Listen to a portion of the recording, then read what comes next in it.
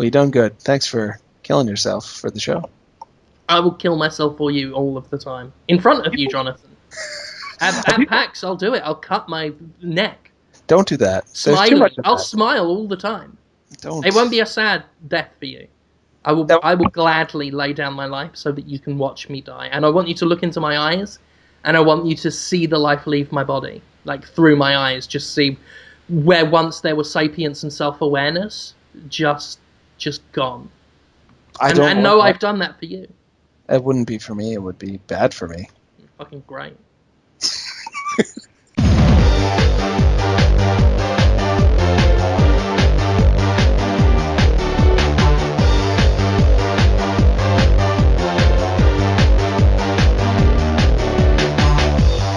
I was thinking about Gabriel sitting on the steps of the school with the children and letting them play with the trumpet. Oh, yeah.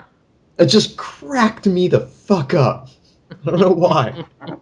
He is fantastic. I've seen a lot of Christopher Walken, but that is one of my favourite things I've seen him do. Like I said, I only saw it recently. A friend of mine, Flannel, was really recommending it.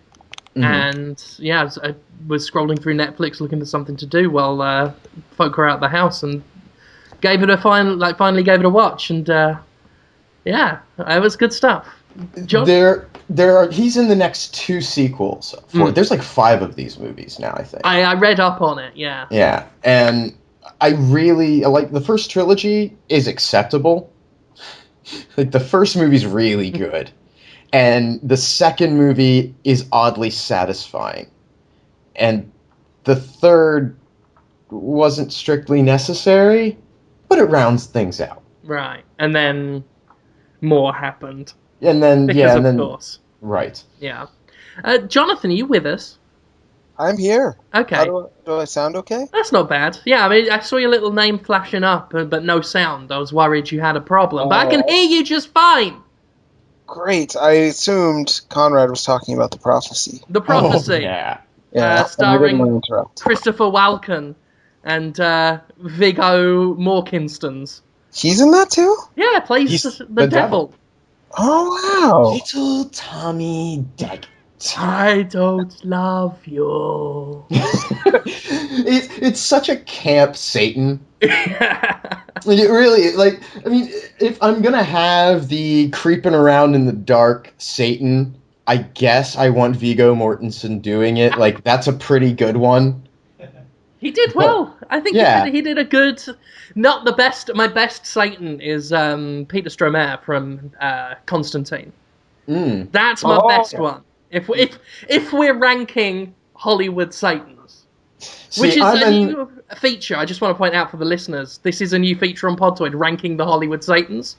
Every week it could change every week, but we will order every representation of Lucifer, aka Beelzebub, that's ever appeared in a film. Sorry, Conrad, I was just... My favorite is Al Pacino in The Devil's Advocate. That's a very good choice.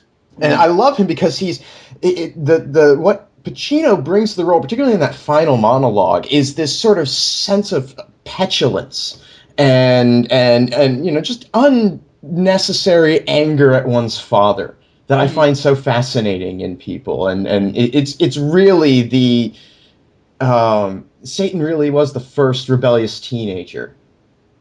Yeah. Oh, that's a good point. Another top favourite of mine is the one Jim Carrey plays in Ace Ventura 2, When Nature Calls.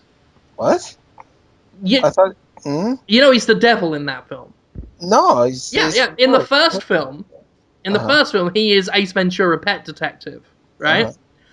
Between the first and second film, Lucifer, aka Beelzebub, rose from hell, from the pits of Satan's black homestead, from Hades, murdered Ace Ventura, and took his place. It was a long game, because he took over Ace Ventura's job and life and role, then tried to use that power and influence he got working on high-profile pet cases to break into television. and then obviously changed his name to Bruce, and took a job working in TV news, which was all a ploy to eventually get back to a meeting with God and get his power. Whoa. And that's when he became Bruce Almighty and made his dog do a piss in a toilet. Which, that's kind of the message of the Bible, the Bible. Well, if you had omnipotence, what else would you do with it? Well, the point is evil is petty. As you said with the Al Pacino, when the devil was Al Pacino, which is obviously the story of Devil's Advocate. He rises, kills Al Pacino, takes Al Pacino's life over, quits Hollywood, and runs a law firm. The whole point is evil is petty. So Satan, the end of the Satan series of films, which includes The Devil's Advocate, Ace Ventura, Constantine, Hellboy, of course, and Sophie's Choice, is that evil is petty, and Bruce Almighty is the culmination of this loosely tied series of films. And the ultimate message is that given all of God's power, given Yahweh's omnipotence, given the full scope of the universe and all of the secrets within, the best Satan will do with everything, with all of God's talent, is make a dog piss in a toilet. I've never seen all of that movie, Bruce Almighty. It looked too much like Liar Liar. So I was like, already seen it. Don't need to see that. I mean, it had the further subtext, because obviously Liar Liar isn't part of the Satan quintology. It's not? No. I thought it was all about evil and good and, being good. No. How about Legend, starring Tom Cruise and that woman? And Tim Curry is the devil. He's not the devil in that. He's not? No. What is he in that? Something else. He talks good, and he's so big. He says boy. Yeah. Which he carried that on and used to say boy in the cartoon series, Peter Pan and the Pirates, in which Tim Curry played a very unusual Captain Hook. Huh. If I remember correctly, the Captain Hook in Peter Pan and the Pirates, the cartoon, was like no moustache, no beard, quite a big, pronounced, almost M. Bison-like square chin, and white hair, almost like a judge's wig, and a blue costume. I literally am dredging this up from the memory of a 4-year-old me. I could have it totally wrong. But every time I remember that show, I see that. I see Hook, or Captain Codfish, as is known by Peter and his crew. Every time I think back and remember that, I'm seeing this. It looks almost like a fucking medieval town mayor than an actual, the Hook that was immortalized in the movie Hook. How does he talk in that? Like the devil from Legend. Just, Peter Pan, boy! You idiot. Not that different from Flavor Flav in some ways. Yeah. That boy. He wasn't the devil. In many ways, Flavor Flav is the Captain Hook of our generation.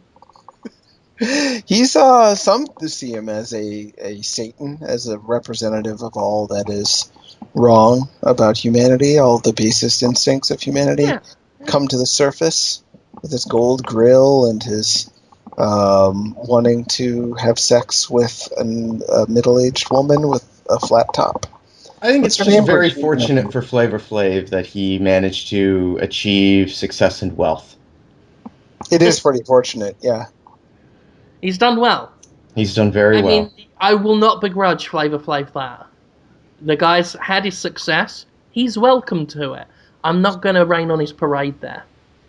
It's very good of you. He would appreciate it, I'm sure. I'm big of heart. I'd love to see you two have to talk to each other for a long time. For like 8 hours. What, you two and Flavor Flav talk together? You and Flavor Flav. I would love Dear you Flavor Flav. Hello, it's me, Buddo, from Toyota. I think that you're successful to be sure. And I won't want to step on your toes and remind you that U2 is more successful. And that with your gold grill and wanting to seduce a middle-aged woman with a flat top, that you might not be the perfect role model for America's youth, like me, Bono Vox from U2, with my big glasses and my raising money, not my money, other people's money, for starving Africans in Africa that they're starving. I am not suggesting Flavor Flav would be so sad at this point. He that would have you understood give like me 4 of those words. He'd have just been like, "What?" that you give me all of your money and all of your record contracts, so that I and my friends in U2 can record music and release it as Flavor Flav. I'm not saying you should do that, but I would suggest that if you look in your heart, in the deepest of your hearts, that you might think that's a good idea, because we can do a lot more good with that Flavor Flav name than you can. Sincerely, Bono Fox, bracket, out of the U2, close bracket. Is this an email, or is this just how Bono talks now in brackets? P.S. Give me some money for Africa. Thanks. Boy, would Flavor Flav be upset at that conversation/email. Just a live reading of an email he was going to send to Flavor Flav, I guess. Oh yeah, he wrote it. In an email, in Gmail, he wrote it, and then printed it out and read it over the phone to Flavor Flav. Left it on his voicemail. Couldn't even face him, coward. Yeah, I can't blame him. But you and Flavor Flav, there's no way to do that. If I try to impersonate Flavor Flav, it'll be bad for everybody. But I think out of all of us, you're probably the one guy who could get away with it the most. Well, sure. It's not fair. I shouldn't. You can. What are you? I mean, in reality. All right. Let's talk about reality. Okay, hold on. I'll impersonate Flavor Flav. Sure. Hang on. Hello! I'm Flava Flav! With my golden grill and my seduction of a middle-aged woman in a flat top. I know nothing about Flavor Flav, I'm just spouting things I heard you say earlier, a few minutes ago. That's the extent of my Flava Flav knowledge. He's a little whiny. He's got gold teeth. He carries around a giant clock. He was the color man, which I don't think you're. It's the clock guy. He's the clock guy. I know the clock man. He was a hype man. Yeah. For Two Live Crew. No. Why am I blanking on Public Enemy? Yes, I'm a little foggy at the moment. Yeah, he was kind of like Two Live Crew's. He was the essence of Two Live Crew in Public Enemy, because Public Enemy, as everyone cares about deeply who listens to Podtoid, they've been wondering, when is Jonathan going to talk about Public Enemy? Here you go. It was kind of the summation of all the different aspects of black youth culture in the early 90s. There was a militant, anti-race mixing, very white-hating man named, I believe, Professor Griff. He didn't stay in the band for long. He just kind of marched in place in a military outfit. He didn't have any musical talent, per se, but he hated... Don't play with your microphone when you talk. I'm not. Why would I do that? That would be weird. It sounds like you are. Oh, I moved my head a little. You're moving your head. Don't move your head. You gotta be a statue. Yeah, this is. I know we've talked about encasing him in cement before, but I'm really thinking it's for the good of the podcast at this point. Honestly, so it's that, or I'm working on a Venom suit, on a sticky symbiote. To be honest, it's mostly me having rolled around in a bucket of treacle, big fucking bucket. Of treacle, black, sweet, sticky stuff. Oh. That's a potential Podtoid title. Anyway, I might roll around in treacle and then just cover you in it and stick you to the chair and go, I am Venom, you fool. I moved my head so slightly. I looked a little to the right and I scratched. Don't. I won't again, I'm sorry. Don't, or we will nail your head to the chair. Okay, I won't do it. Right. Now, tell us, continue. You were at Professor Griff was marching on the stage. Yes, he marches in place. He wears a red beret and a military outfit and looks very serious. There was a woman, I can't remember her name, but she was the woman, and they have a DJ. He's kind of like, hey, I just want to play the music. And then, of course, Chuck D was the smarts and the culture and the leader of the group. And then Flavor Flav was like I'm stupid and horny, I think, and I'm just going to shake around a little bit and be like, yeah! No, fuck! Just suddenly. No, fuck. That sounded like Sonic the Hedgehog masturbating, coming, and then feeling bad about it. He was that. That's perfect. He was the masturbating, guilty Sonic the Hedgehog of, I keep wanting to say Two Live Crew, Public Enemy. And, he couldn't keep that up forever. Then he came back with a reality show where he fell in love with Brigitte Nielsen, who, of course, is known as Sylvester Stallone's ex-wife and actually played his love interest in the hit movie Cobra. Somehow she ended up having sex with Flavor Flav. At least that's the rumor. And he hasn't been. Who wouldn't have sex with Brigitte Nielsen? Either of them. I mean, both at the same time. I know I'd want to be the filling there. That would be quite a sight. She's huge. She's very tall and strong. Good. Which is good. Good. I like it that way. Yeah. It's interesting that that this is, of course, the Flavor Flav special of Podtoid. Because that was a big deal for a while, I think.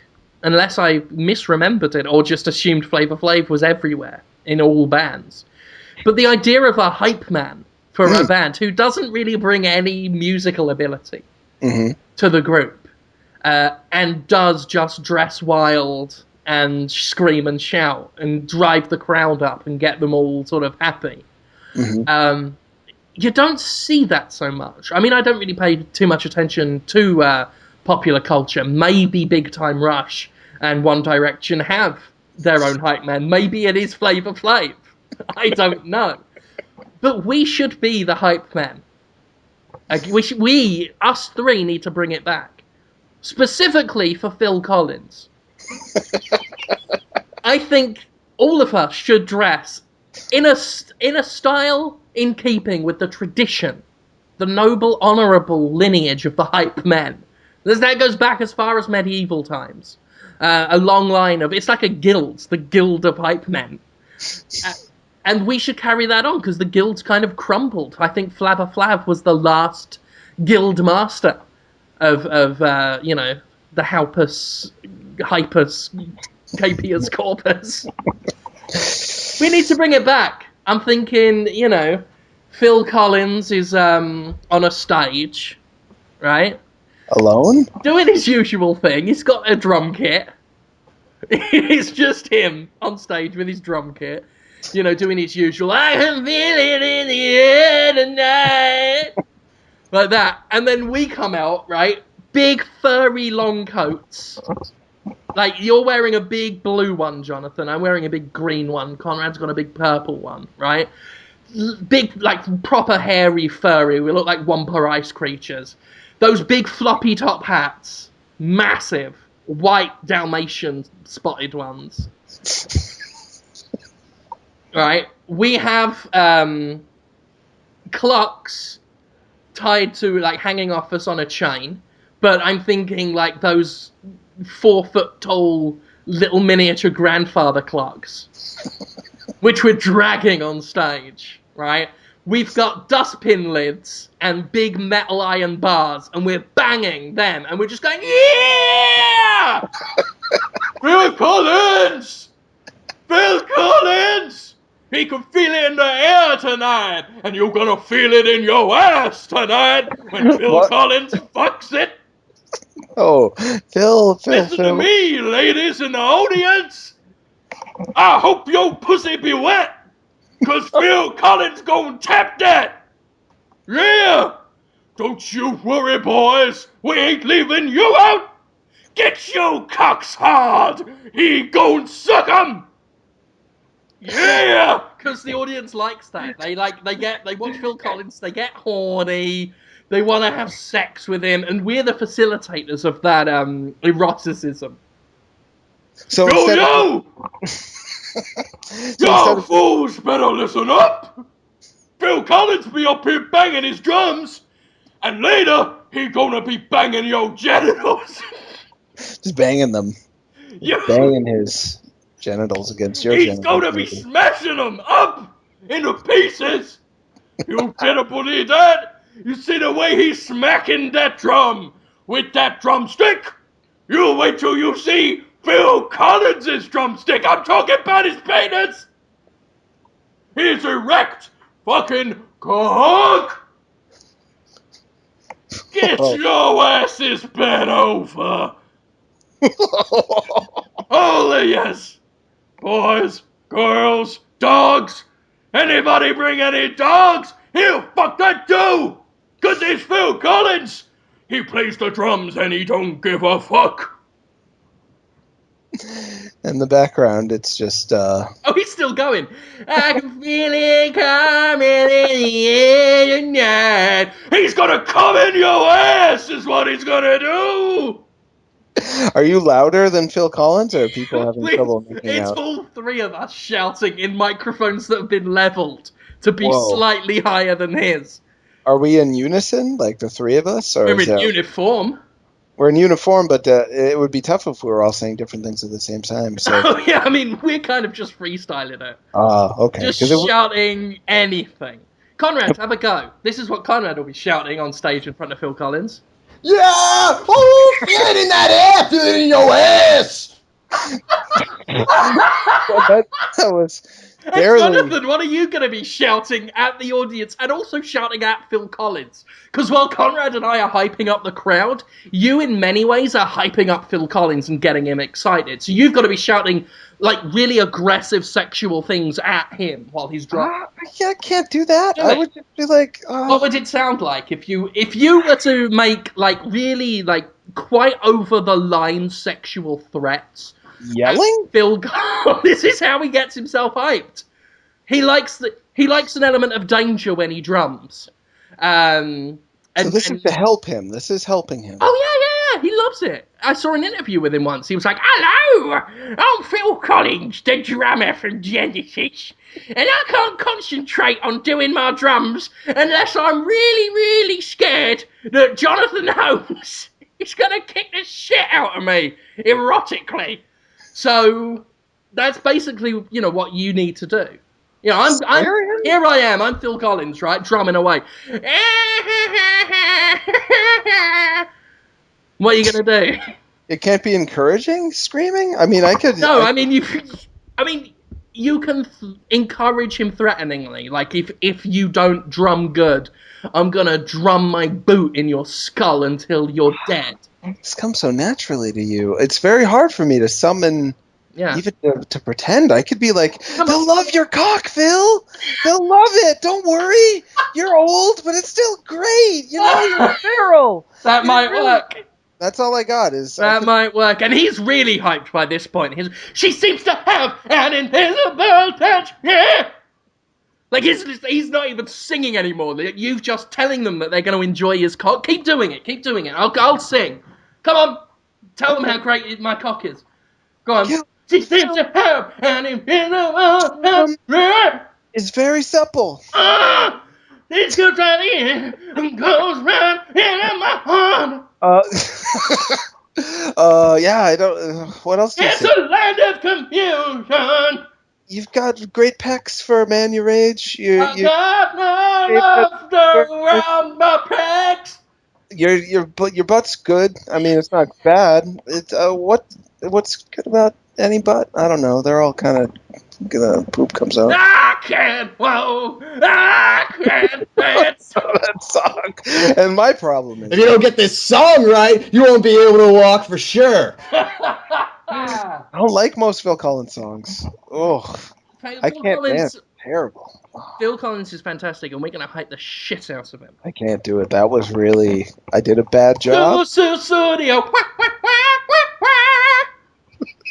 That's a good song. Studio, he's going to give you a Studio face, you motherfuckers! He is gonna come on ya! He is gonna come in ya! He is gonna come in your general vicinity! He's Phil Collins! He's gonna come in ya, huh? Huh? Damn right! He's gonna come in ya! You stupid assholes! That's what he's gonna shout at you when he's pounding your ass! He's gonna go out, Phil Collins! You stupid assholes! You love it! You love it. Very nonchalant. Right. Most Phil Collins fans aren't into anal threat or any threat. It's not a threat. Like, this is... That's a band. Anal threat. Write it down. I mean, you'll be the one threatening Phil Collins to make him do it. Like, say, you know, the audience loves your penis, but get this set right or I'm going to slit your throat. That's what you're going to be saying. We're not threatening me and Conrad. We're just promising the audience what they want. They want everyone in that audience, man, woman, and child, want to be fucked hard by Phil Collins, the drummer from Genesis. He's his cardio. I mean, he's got stamina. He's been playing drums for a while. But nobody wants to have sex with him. No one. That's an absolute statement. It's pretty true. He's changed a lot. The old from Buster, people wanted to have sex with Phil Collins back in the Buster. Again, this is why he's hired us. And he's definitely hired us now. That's the story. That's why he's hired us as his hype man. To get them horny, so they will have sex with him. And they're gonna get horny, because I tell you what's gonna happen halfway through the night. Yeah. Right? Mm-hmm. Me and Conrad have been hyping the shit out of the crowd, right? They're already, like, erect and wet, and some of them have bled already, just on themselves and others. From their faces? Their genitals? We've been throwing little switchblades into the crowd and just saying, cut each other up! Make new holes for Phil! That's what we've been doing. They've been just desperately just stabbing at themselves and others, just because they're so turned on. They don't know what else to do with themselves until Phil does something with them. They're just like, God, Phil, you've got to sort us out, because I feel like I've come 1,000 times at once and I've not even spunked yet. So anyway, they're at fever pitch. At that point, Phil Collins he takes the microphone and he says, "How are you doing, boys and girls? I'm Phil Collins, the drummer from Genesis. I hope you liked me playing I Can't Dance and Studio and that one about homeless people. Right now, I bet you're feeling pretty fucking horny." I know I am. I'm Phil Collins. We're gonna do Jesus He Knows Me next. But first I've got a special treat for you, just to make sure that you feel proper good and you get all slick and pre-cummy. Oh, wow. I'm Phil Collins. I'm gonna start tapping out this little drum beat while my hype men get in position, right? And that's when you, Jonathan, take centre stage and me and Conrad are like to your right and your left. And he just starts drumming, just...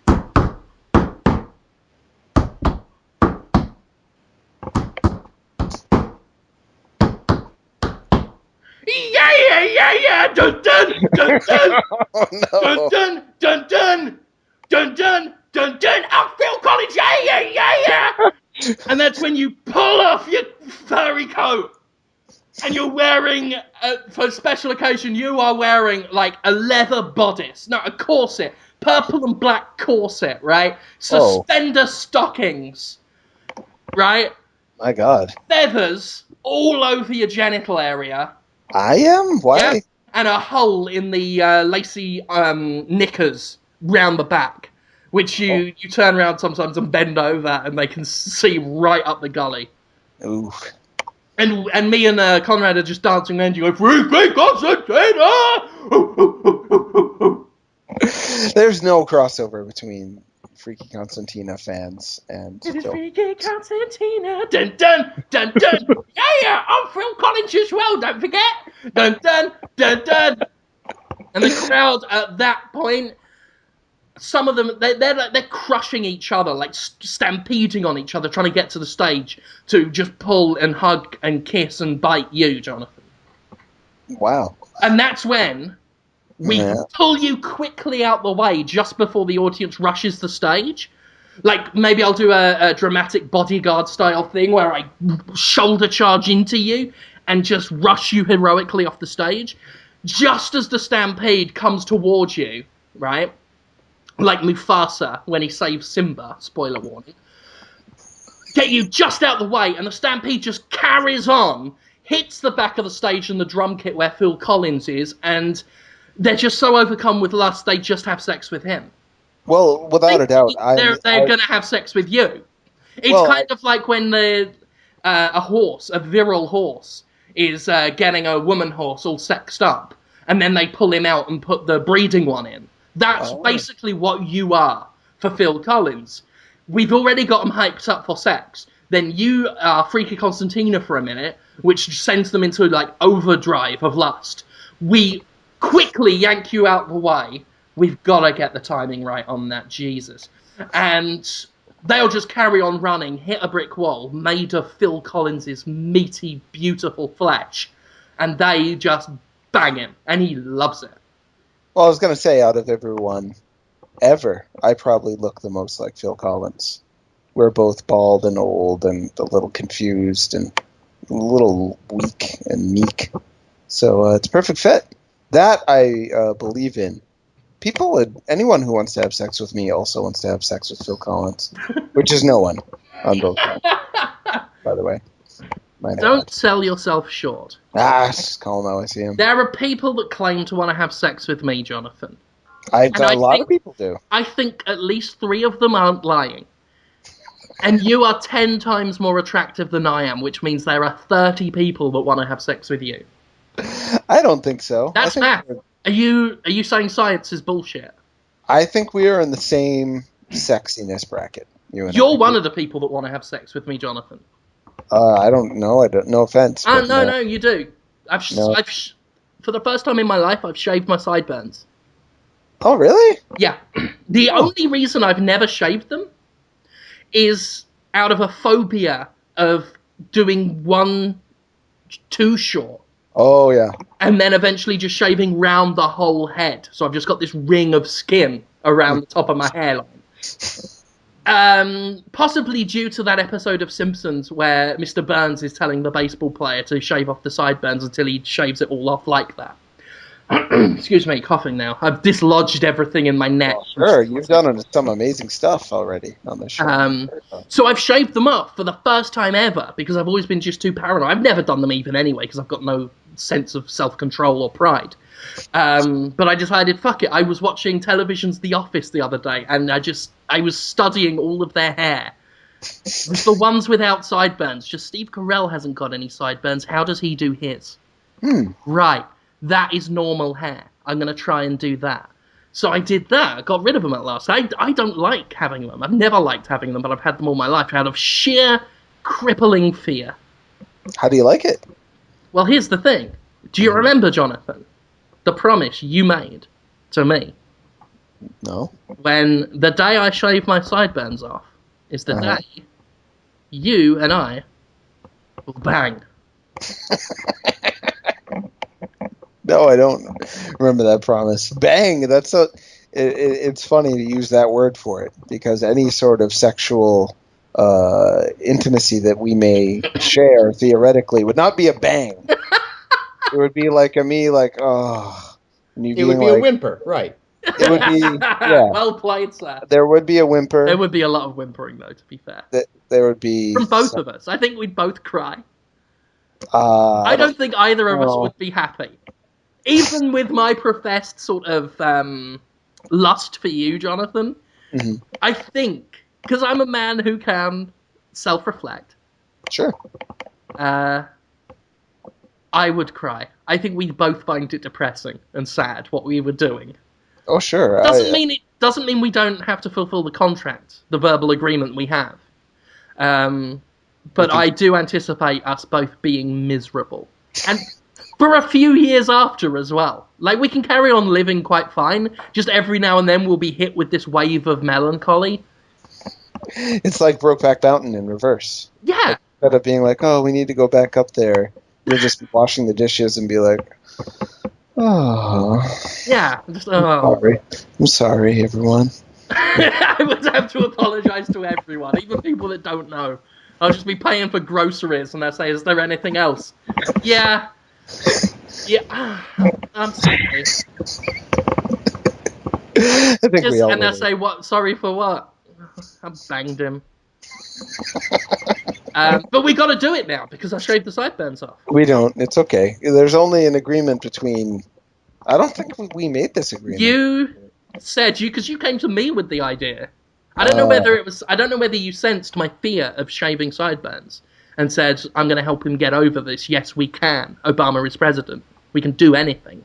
And you sort of tapped me on the shoulder at E3. Not last year, obviously, I wasn't there. The year before, and said, "Hey Jim, if you shave your sideburns off, you and me are going to bang at the next event we're at, which of course is going to be PAX Prime." It's true. It's coming up. Yeah, we're probably going to be sharing a hotel. I'm so glad we settled that. Yeah, I'm so glad we settled that. I'm glad you confirmed that it's true that you guys are going to bang at PAX. Yeah. So, how do you want to do this? Because I can flip top or bottom, so it's all down to you. You're flying first class on this one. Would it be a funny prank if I said, "You should be bottom, Jim," and then I was just like, yoink, and left the room? I would be pleased that you said yoink, but Yep. I would sue you for breach of contract. I don't want a breach of contract. I want a breach of my anus. I'm picturing that in court, in front of the judge. I've got sound evidence. I've got evidence of the agreement. Would you have evidence that I didn't have sex with your butt? Yeah. Because I could claim I did. I could say, "Oh yeah, butt." No, because we would reenact it in court. Oh, that's what the judge would. It would be the whole OJ thing. I'd have to bend over, and you'd have to pop it in, and if it fit, then obviously we'll throw it out because that will prove that you slid in quite easily. But if it's a struggle, or not, the results are of the legal system. Right. That was me throwing a bit of legalese at you. It's similar to, there's a court case going on right now, you guys might have heard about. A psychiatrist shot a bunch of people. Was it you? No, I'm not. You are a psychiatrist and you've got a gun. And now he's trying to get the death penalty. He wants to lose in that court case, and it sounds somewhat similar in that you would be fine with losing as long as I had sex with you in front of all the people in the courtroom? Well, I'm just trying to... And stop moving your head. I'm sorry. I'm just trying to save us a nasty court battle, because you are my good friend. And I don't want to have to do, like, all heavy metal and former punk band members do, and take you to court. Because suddenly the system I used to want to smash is now working very well for getting me money. I wouldn't want to do that to you, Jonathan. We're good pals. I don't want Podtoid to be broken apart. I don't want this to come between us. That joke writes itself. Couldn't you just let it go then? Couldn't you just be like, "Oh, he doesn't want to have sex with me. He never did. I'm just making all this up. Maybe I should just be like, so long." I am, as D&D would put it, true neutral. No, lawful neutral. Mm-hmm. That works. I don't know why I made that analogy. I don't know enough about D&D. No, you're probably on the right track. Yeah. But I follow the law to the letter of itself. And the law states, you and I have a contract. The sideburns are gone. You've got to slip it up me. Are you really into the law and, like, not breaking any laws? I'll admit. Uh-huh. I will listen to a bit of Judas Priest. We all do. You've also... But I don't subscribe to their ideals of breaking the law. You've had so many law-breaking ideals, pretending to be ghosts and smashing bricks into people's houses and attacking them. That's a big misrepresentation of what That I'm was. gonna do. I remember that idea pretty well. You said paint the brick neon green. I don't know why I remember this one out of all of them. Just smash it through the window, get them in their bed, hold them down. I was like, these are crimes, Jim. And you're like, We wanted to drag them out of bed like Paranormal Activity. oh, that too, yeah. It was all above board. I work within the law. Like that time we were gonna so many of these ideas involve smashing bricks through people's houses. Yeah. We were gonna do that when we were Cenobites for the summer. And it's heading up to summer now. We need to get on with that. Throw a big brick through the window and we are Cenobites. But again, Cenobites operate by their own laws. And they're very strict about those laws. And like a Cenobite, I have a very complicated but morally sound legal system that I work by. It doesn't always ascribe to the same legal system as the United States of America, God bless it, and all who sail in it. It's not always the same kind of morals as people have, but it is a code of honor that I do not break. And my code of honor says, you're gonna have to bang me.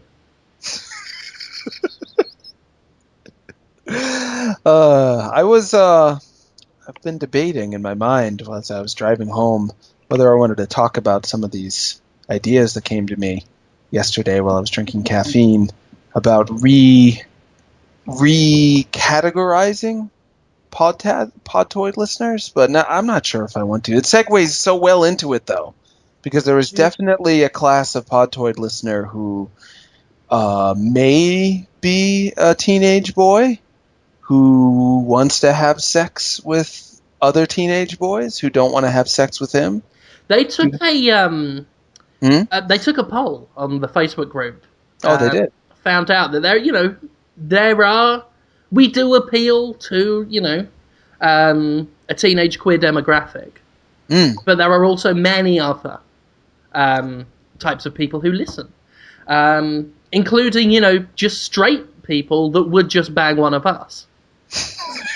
But you should do these ideas, because if there's one thing I've learned from doing Podtoid and interacting more with the shattered Facebook Podtoid group and getting asked questions on Ask FM, if there's one thing I've learned, it's that Podtoid listeners love hearing about themselves more than anything else. So it's quite true. Yeah, so you should just talk about them for a little bit. I can't believe people born in 1993 are 20 already. Man, I'm so much older than people. Anyway, sure. I think that that's becoming a drinking game for the Sup Holmes listeners. I just want you to be aware of this. What is? You mentioning how old you are. Like, that's part of the Sup Holmes drinking game. Oh yeah, they did they did one for Podtoid as well. Oh, yeah, they didn't go in the kind of depth for Sup Holmes that they did for the Podtoid drinking game, which will kill you. Yeah, I actually meant to read that out. I'm going to see if I can find it and read that out. I would like at one point to... Actually, I think they said if I deliberately try and game the system so that everything is touched on and they drink themselves to death, I will be legally on the hook for that. God, they put so many photographs up on here. On the Podtoid Facebook thing? Yeah. Oh, here it is. The Podtoid drinking game. Note, in the event that the hosts read this and abuse the podcast just to see how drunk they can get us, they will pay for our hospital bill because reasons. So there are various different versions of the game. Different levels, like Kickstarter, and higher tiers will include all the lower tiers as well. I don't know if anyone's tried this yet. We do not recommend it under any circumstances. I just want to be clear about this. I actually just read the last comment on here. Person called Amber, who started the post with "So happy I'm pregnant." Oh God! And it did end with her saying that gave her an excuse not to drink it and do the drinking game. But I did panic for a second. So happy I'm pregnant because I'm gonna drink the shit out of this kid. Which isn't what she said. Right, but I mean, you never know. It could have actually, that's totally feasible. Oh yeah, without group. Pulled it out at all. Yeah, without group, anything is possible. But if you are a Podtoid listener and you, more of a casual listener, but you want to have a fun drinking game, get your recorders out and get recording what I say and transcribe it later. Why am I saying record it? Just they've got the recording, I think. Rewind this bit on your cassette tape. Press backwards, yes. Yeah, press the backwards arrow, press the square arrow, and then press the other arrow going pointing right. That was me describing cassette recorders in an age where they don't really exist anymore. Not to any great make them. No. But we can imagine, sure. We can imagine a world where cassette recorders stalked the earth. Giant ones with big bird legs. Anyway, the Podtoid drinking game. Matt Borealis version. Take a drink / shot if the episode's name is mentioned. There's mention of Holmes's anus. Holmes's dog barks. Jim states the dog should be killed. Conrad joins in with Jim to discuss Holmes's life. The phrase Boston's favourite son. Oh, yeah. Holmes comes up with a reason why. That's one. Reason why what? That's just it. Just a reason why. You do that. You come up with reasons why and then things. You feel Jim and Conrad would rather not be talking about video games. Jonathan Holmes is mentioned by full name. I love how observed some of these are. Jim sneaks in Usher's Yeah. Anytime Jim makes a fat joke about himself. Jim impersonates a game dev.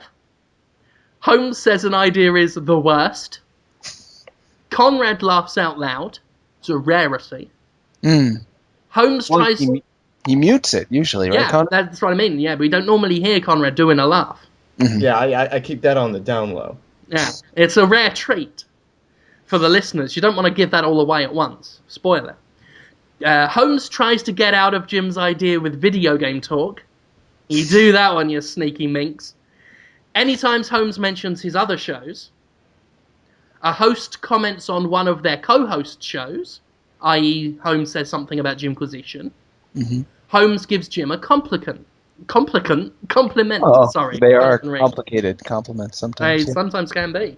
You have to down your drink if you hear the phrase, now hear me out. And when Holmes brings the podcast to the questions segment.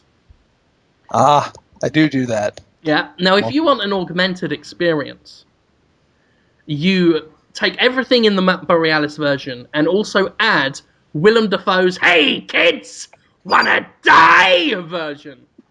Now, by augment, we mean augment it with liver damage. Yes, most certainly. I'm just picturing the Mega Man equipped screen.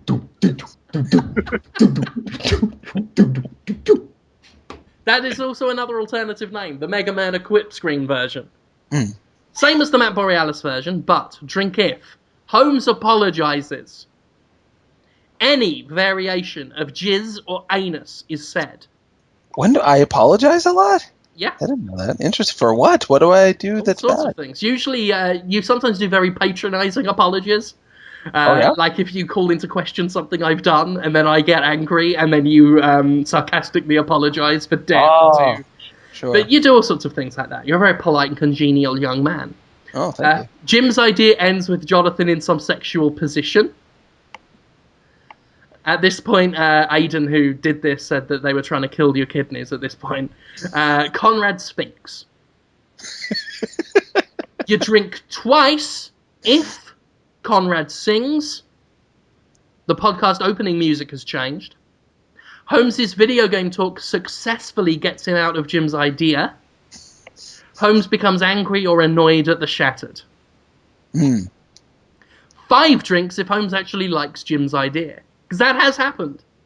That's happened, I think, twice. Yeah. I've said that's not a completely impossible bad idea. So it's rare enough to be worth 2 drinkos. Sure. The James Anderson version is don't look at the episode title. Drink every time you hear a phrase that could potentially be the episode title. 5 drinks whenever Jim says X is the episode title. That's a bit of a complicated one. That's if you're feeling frisky, if you're feeling like challenging yourself and others.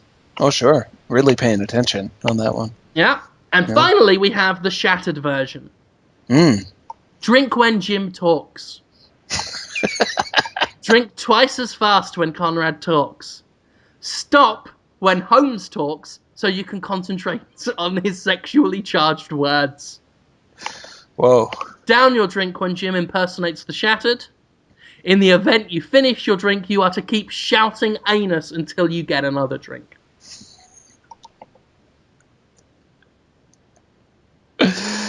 Oof, that's quite a experience. People would do this in parties, I guess, like put Podtoid on their speakers and all gather round with alcohol and just listen. Maybe we can all do that together at PAX Prime. Maybe we can. I can bring every episode of Podtoid ever recorded. We can listen to them back to back in one seedy, dark hotel room.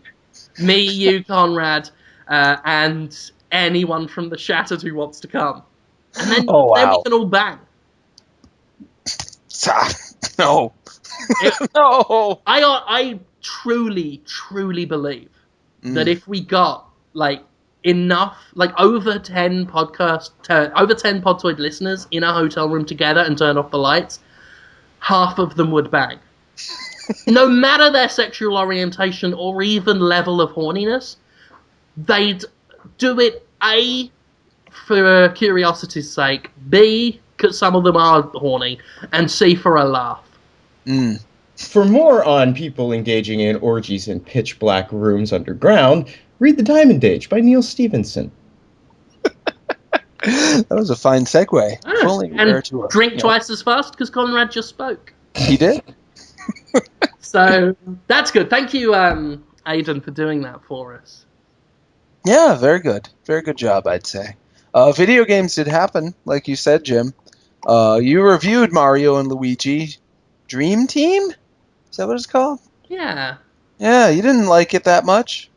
Liked it a bit. It was alright. Many people, as you may know, very excited about it because they didn't like Paper Mario Sticker Star. They were like, Paper Mario Sticker Star took away everything I like about Mario-style RPGs. They took out the story. They took out the wild new areas. They took out the side characters. And Dream Team, they were hoping would bring a lot of that back. And it seemed like it did. A little bit. Yeah. Yeah, it was right. You've also got you've got a Let's Play show now. You're on to Saints Row 4 in it. Saints Row 4? That's not out yet, right? It's not out until August 20th, I don't think. But they're letting you Let's Play it? I did that's a little one-off. Oh. I did a Let's Play run-through of all of the romance options in the game.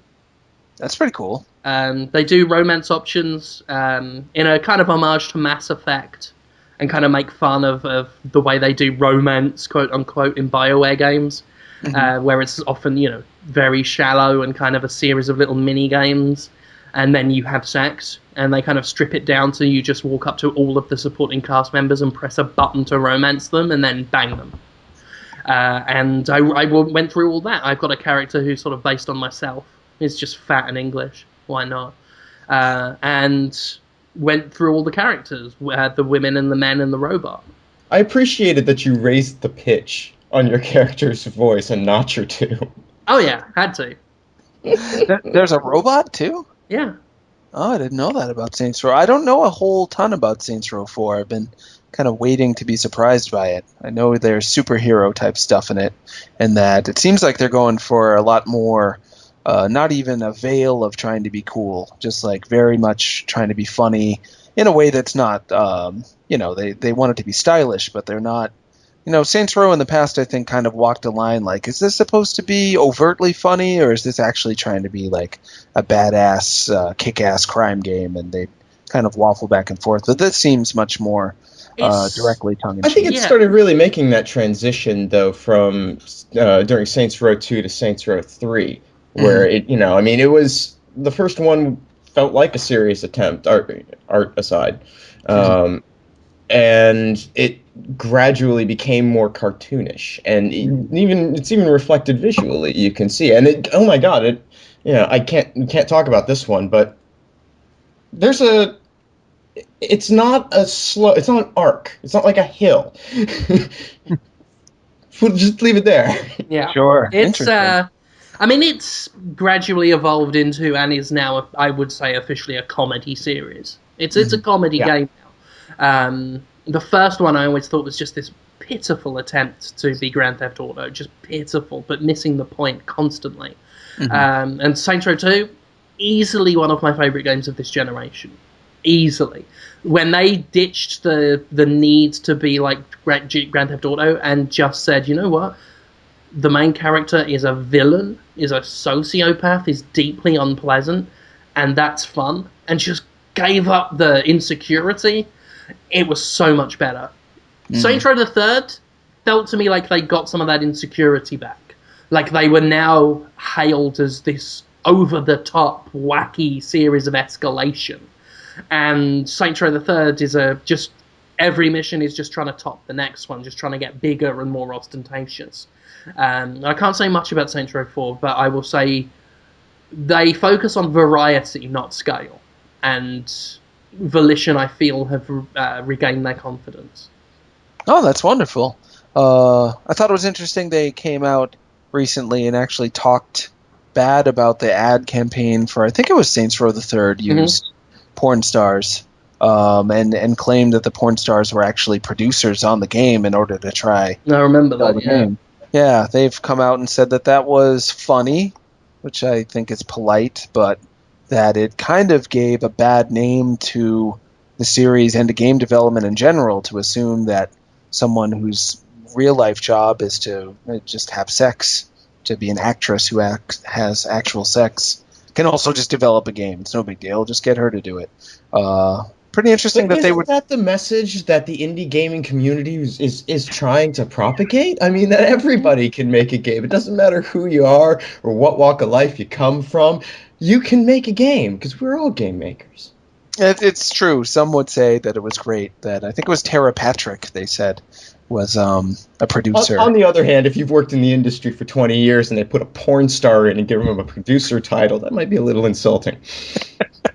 Exactly, and maybe she did produce it. I don't know. In certain AAA games, I would argue a porn star has way more fucking dignity than a AAA studio who has been, owned by possibly EA or Ubisoft and forced to essentially degrade themselves for money. And at least the good porn allows the talent to have some damn agency. True, and from what I hear more and more often, women get paid more and ultimately have just as much potential, if not more, to be in positions of power in the porn industry, which is pretty good. I think Tara Patrick has her own porn company, actually, so that's neat. She seems nice. She was on a reality show where she was dating a heavy metal man, so I know a little bit about her. She seemed pretty cool. Yeah. Yeah, guys. But, I think the whole porn star thing with Saints Row the Third spoke volumes about that insecurity, about that we've got a reputation now, we've got to live up to it, we need to try to be wacky.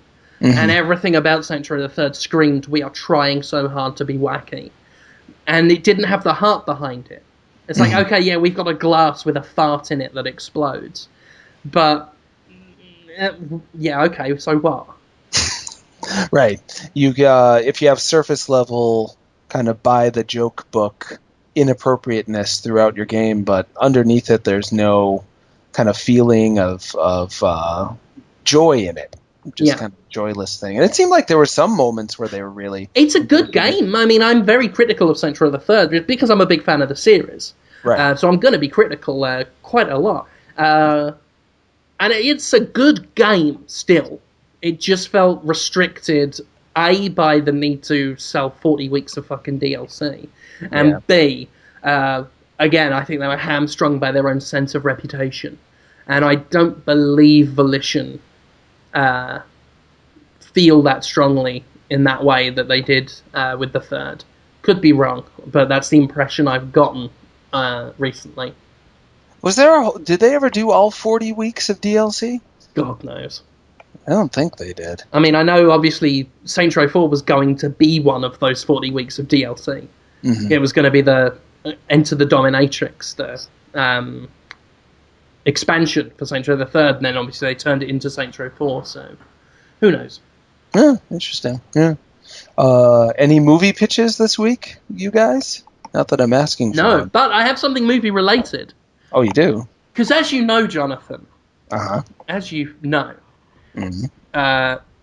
every now and then we try and help you follow in Willem Dafoe's footsteps and break into Hollywood and get the Hollywood filmic recognition you deserve.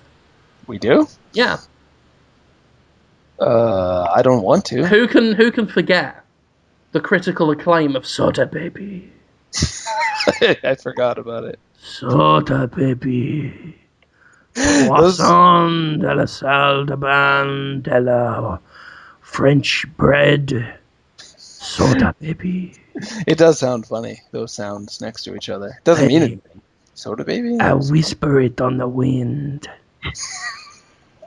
And it floats to the heavens, where God himself takes it in his hand and says, Soda Baby. Shh. Who can forget Soda Baby? Soda Baby. Mm. I don't know if you know this, Jonathan, but Despicable Me recently went into the cinemas. Despicable Me 2. Yes, the Steve Carell. So the classic Steve Carell animated movie, Despicable Me. And Alex was taking the kids to see that last night. And beforehand, they watched Despicable Me. Because Alex hadn't seen it and wanted a primer. And I watched it too. And it was adorbs, Jonathan. Is it good? I haven't seen it. It is adorbs. Really? Yeah. It's that great. It's got a charm to it. It's not laugh out loud, but it's got a charm. All right. And I'm thinking, with Despicable Me 2 out already, we need to capitalise. Obviously, we need to capitalise. Because your career in Hollywood is a runaway freight train, and we have got to get on it, otherwise it will go far away from us. I don't want to. It's a very empty road, chasing stardom, you know? It's a sad, empty road. Not with the great laughs and fond memories that you're going to have filming Despicable Meat. It's not a sequel. It's a similar movie. It's a spiritual sequel. Oh, it is. You know, the way Shadow of the Colossus is to Ico. Okay. It's a spiritual follow-up. It is. It carries on some of the themes of Despicable Me. For example, it stars a bald man. I am a bald man mostly. You are mostly bald. Mm-hmm. And Gru in Despicable Me is bald. Mm-hmm. And you will both wear a black sweater. The main difference is that whereas Gru in Despicable Me is a supervillain who wants to steal the moon and has his heart won over by 3 plucky young girls, you will be sitting on an upturned bucket eating very, very old rancid steaks. Ugh. How will I survive? Or even continue to eat the steaks? You've only got to do it for an hour. That's way I can take. 2 hours. I have trouble with regular steak. Well, I mean, it'll be a sense of build. You know, you will. We won't just start off with the money shot, because otherwise people will just watch the first 10 minutes and fuck off. You know, the titles will come up. Jonathan Holmes in Disney Pixar's Despicable Meat, and the camera rolls, and you're sat on the upturned bucket holding with both hands this. Wait, where was the build-up? You just cut straight to... We're building. The credits were the build-up? We're building. You're on the bucket with the meat, and, you know, it's bad.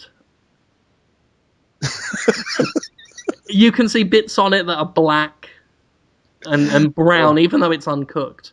You know, it's dripping with what blood's left in it. Most of it's evaporated. And flies are buzzing near it. Ugh. And behind you, we can just see a wheelbarrow with a lot more steaks piled in it. And that back there, you can almost see a black cloud of flies above it. And you'll be sat there with the steak. And you don't have to just... It's not going to start with you just tearing right into it and licking your lips overjoyed. You can spend some time poking at it, sniffing at it, flicking the lava off it. I hate to interrupt, but a radio just started playing in my room. I gotta get up and turn it down. Yeah, somehow it's 7 o'clock where I am. Apparently, my clock radio is tuned to wake me up at 7 p.m. What's going on with that radio? I'm turning it down now. It was a country man singing. It was a nice soundtrack, actually, to you singing about me gonna die. It was a country man just being like, and your life wasn't so great. Looking back, it's kind of sad. Which wouldn't have been a bad soundtrack for... That'll be the theme tune for Despicable Meat. And, so you're flicking the larvae off of the surface of the meat. Why am I eating... Why would I want to eat Despicable Meat? No one wants to eat it. Because the film's called Despicable Meat. It's pretty self-explanatory. It's not the hardest plot. There's many other things that could happen. This isn't a complicated plot like Superman 3. That is a complicated plot, Superman 3. Interesting movie, though. But wouldn't it would make more sense if I was like a meat inspector and I was like, you guys, your meat's no good. You can't sell this meat. You're going to cause a plague. And then I help the world by stopping the meat from killing. You can wear a hat with meat inspector stitched onto it if you want. You're still going to eat the meat on the bucket. So the way I inspect the meat is to... Eat it. Alone.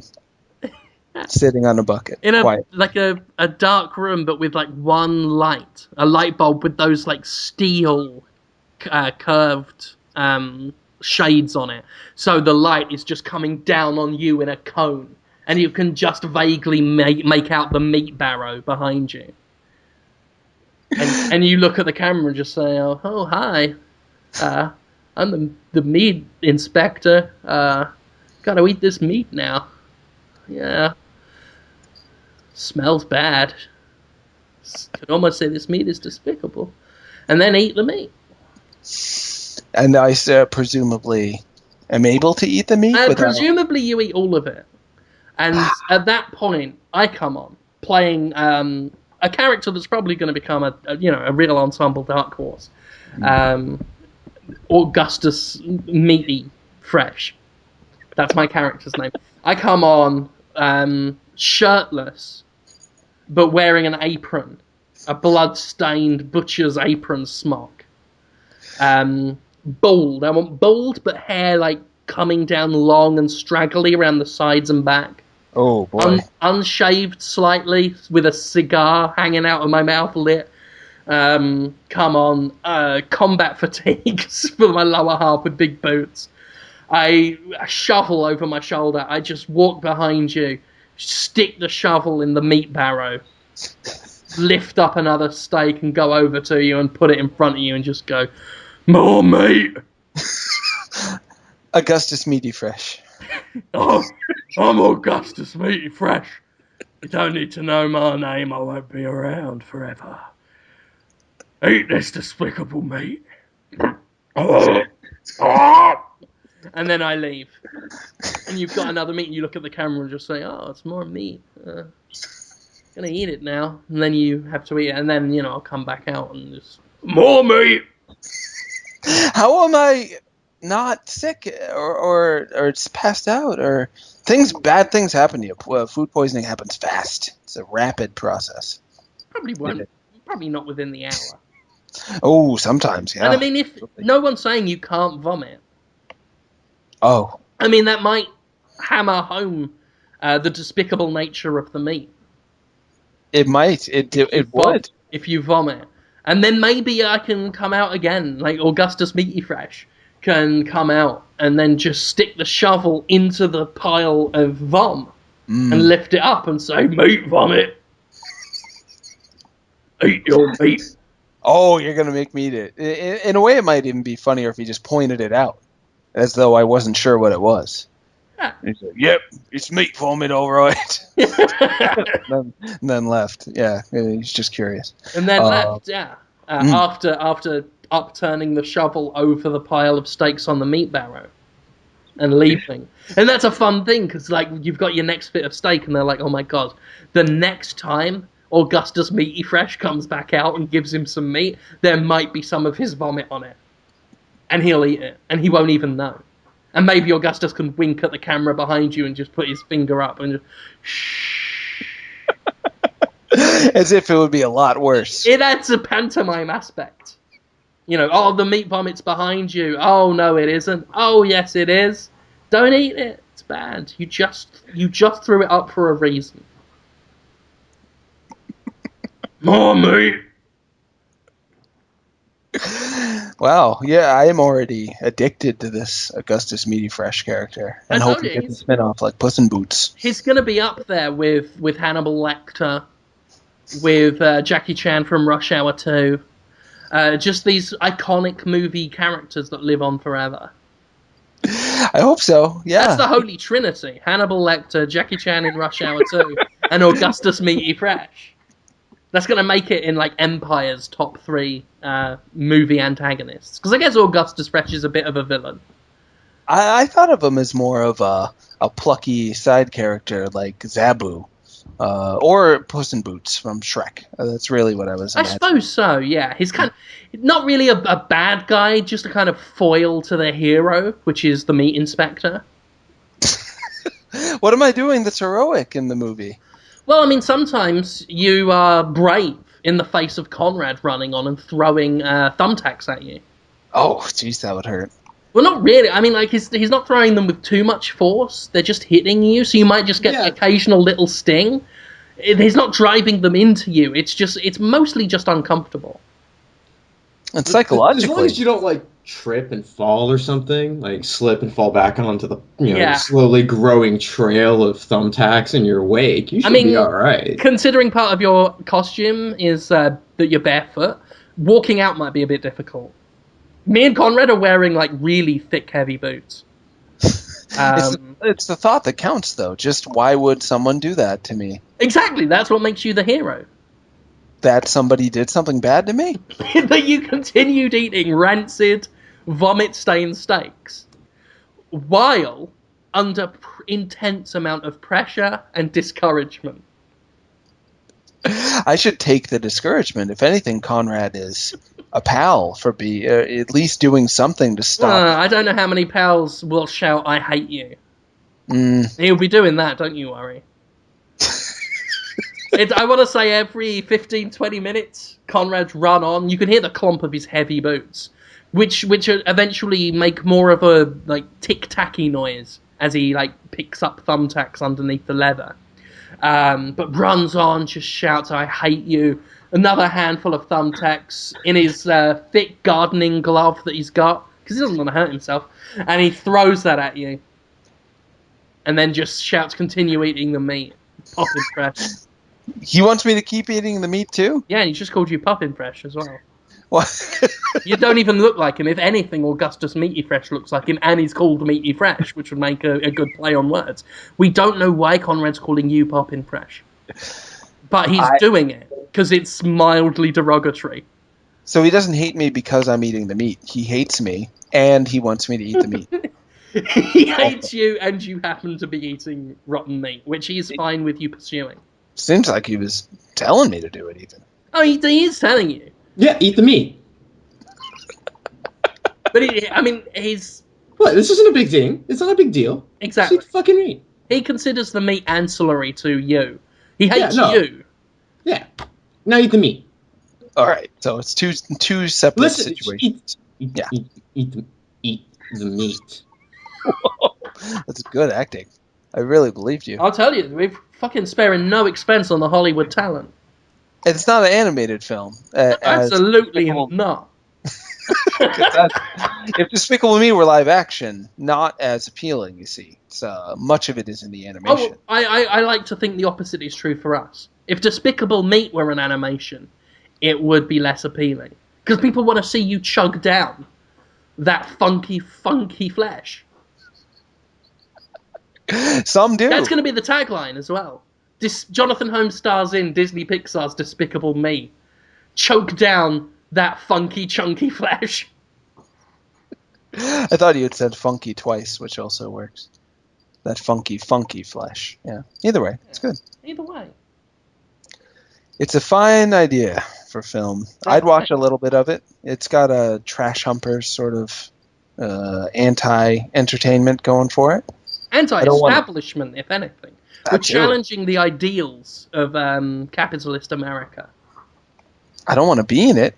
Can we use special effects? Can we use fake meat and I don't have to swallow it or anything at all? I'm going to say no. I appreciate your feedback, but because this is so anti-establishment, we don't want any executive meddling to toy with the purity of the vision or the impurity of the meat. Whoa. It's convincing. I'm not convinced, but others might be. I know some people, they're very stupid. They might be like, you're right. Especially if they were starstruck by you, which some are. Many are, I should say. You could probably get someone at Podtoid to eat a rotten steak. At PAX, I mean. You could probably film it. Yeah. Be like, really good. We're going to be at PAX? I think we are. All of us? Yes. We are. Yes. I want us three to do lots of video coverage together. Yeah, I think we're going to wreak some havoc. Yeah, that's going to be our thing at PAX. Will someone film it for us? Or do we have we'll get someone. We'll rope some dupe in with a camera. I was called that earlier. A dupe running a shell game on people with my feminist sympathies. I thought it was fantastic. What? How did that come to be? Because I said that it was okay that someone didn't like Dragon's Crown if you did. So that's my shell game. Anyway, myself, Conrad, Jonathan, we're going to be at PAX. Hoping to do some fun video coverage for you. My aim is to not let either of them out of my sight. Because I just want to hang around with them and follow them everywhere to the toilet and their houses. But we're going to be doing a panel as well. Destructoids panel. Now, everyone's going to be there. What happened? I don't know if we can tell, but I am curious. I don't know much about it. I know I'm on a live stream panel, too, so I've been told by Spencer Hayes and Caitlin Cook. But there's also a Destructoid panel, but it's not a Podtoid panel? Is that correct? Yes, that is correct. Okay. Destructoid has a panel, of which we will be a part, your Podtoid crew. Oh, good. You will see us there, don't you fucking forget it. That will be Sunday, 2 p.m, September 1st, the Pegasus Theatre, where we usually do stuff, where we broke things before. That's how they're keeping us to that one. They don't, Yeah, the one they don't want to run the risk that we'll ruin any of the other rooms in the facility. Exactly. Sure. That one's still got our stink in it. So you can come and see us there. That's in the bank. You've got that already. There may be, and there are no promises, there may be a Podtoid live show happening in Seattle, around the area, not officially a panel, but a gathering of sorts. Currently a mystery location. That's what we should do. It's not that we don't have a place locked down. It's that we're keeping it a secret, so it'll feel like more like an underground, like, hey, did you hear it's at this place thing? Oh, yeah. yes. Yeah. Yeah. Yep. I mean, I already said it's probably going to be in the street somewhere. It's where we belong. But yeah, hopefully many Podtoid listeners are going to PAX, because if they're not, and this does happen, we will essentially be in a room with very confused people who aren't laughing and are probably like angry at us for ruining their day. If you couldn't get into PAX, you still have a reason to come to Seattle. Yeah, because we'll be there. You can come up and touch us on our backs. We won't stop you. Yeah. I will stop. I have a policy at PAX. In fact, Holmes will thank you. No, I won't. He will kiss you on the neck. I will not kiss anyone on the neck. It's going to be very intimate. You can definitely touch me. I've got a policy at PAX, is you can basically do whatever you want at me. I'm fine with it. Last time I went, it was you can grab my hand and force it onto your genitals, which a fair few people did. And I'm fine like that. I'm not a Nazi like Jonathan Holmes, who is very much a body Hitler. Whoa. That'd be a cool game title, actually. Hey, Jonathan. Hear me out. Yeah? We were talking about the prophecy. Yes. At the beginning of the show. Mm-hmm. And for those who don't know, or if you do know and you just like to think about it again, because who doesn't? The prophecy is about angels. And Christopher Walken is the Archangel Gabriel. He's not a pleasant man in it. He is trying to get an evil soul to win a war in heaven. And the soul is trapped in the body of a child, of a young girl. And he's going to go and kill the girl and get the soul and win against other angels in heaven. Meanwhile, another actor is trying to stop that from happening with help from Vingonk Mortenstunes. And Eric Stoltz. Eric Stoltz. Whoa. The heroin dealer from Pulp Fiction. Yes, who does a wonderful little turn as an angel. So that's basically the premise, is there's this little girl, and it's a race to find her. Is Gabriel going to get to her first? Is the actor and the actress going to get to her first? We don't know. Okay. Jonathan. Uh-huh. Why aren't we angels of Boston? Why isn't Boston's favourite son an angel? Called Jonathan. And why am I not Jimmy L? And why is Conrad not Zimmerzel? Those are good names. Here's the plan. I am sick of us not being angels. I am really sick not. of God not telling us that we can be angels for a bit. We have to prove to God, who I totally believe in as of now, to give us a chance. Why can't humans be angels? Why can't we have the wings? Why can't we play on little harps? Why can't we have, bones that aren't calcified and no eyes, but when we blink, suddenly we've got eyes? Why don't we sit on gravestones like birds? So many reasons. Why would we? And even more so, I mean, we don't. We're not supernatural beings. We're alive. We're not from heaven. We're from Earth. We were born of human vagina. Unless it was a cesarean. Unless, yes, that's true. My mistake. Be inclusive. Yeah, you're right. I'm sorry. Or born from a stone egg, like Sun Wukong. Who? There's an egg person? Sun Wukong, monkey, born of heaven and earth, fire and moon, of a stone egg. He was irrepressible. Whoa, sounds pretty cool. Yeah, the monkey. But you make good points. Yes. But at the end of the day, whose fault is all of that? No one's fault. God's. God, hallowed be thy name, designed us to be what we are, i.e., not angels. He's got the power to do it. And then we will be real angels. So I can then knock on Dave Boreanaz's fucking door and say, hey, guess what? You played angel. I am a fucking angel. Now change your name to Matt Borealis, you fool. Would you have angel wings and stuff when you said that? Damn right. Oof, that would. Have the halo over my head. I'll be playing the shit out of a harp, playing a Phil Collins song on it. She seems to have an invisible fucking touch. And I'm going to invisible touch your eyes out unless you change your name to Matt Borealis, you square-headed bone star. So that's what's going to happen. Defo. But we have to prove to him that we can live the angel lifestyle. Because there's no point being angels, and God's not going to give us our shot that we deserve. unless we prove to him that we can live out our lives like angels, like in the prophecy. First of all, Jonathan, you're going to have to start sleeping in schools. What? Like Simon does, like the drug dealer from Pulp Fiction does in the prophecy.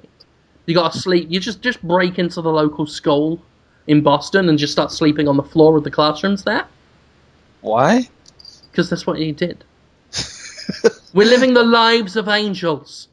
Okay, first of all, though, the important bit is you are the good angel, Jonathan.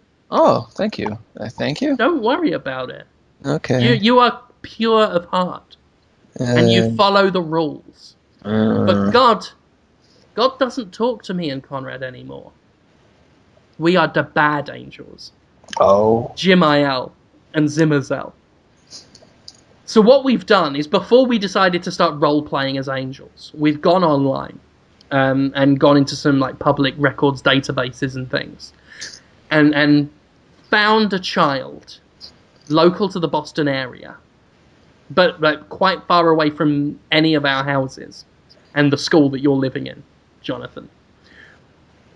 And the aim of the game is, because we pinky swear we will not look at the child's address until after we've gone our separate ways. But the point is, we find this child, we get their name and their date of birth. You have to protect that child from us, Jonathan. This is a good idea. Do I know who the child is? Or No. This is going to be, like I said, we're all going to agree. We're all going to look at pictures of kids online until we all agree and point at one and say, yeah, that one looks good. So I have to keep track of you guys pretty closely. That's basically, yeah, because what we'll do then is we'll all go our separate ways. Well, me and Conrad can go off and collaborate. We'll rent a motel room somewhere. You go to whatever school you're kipping in that night.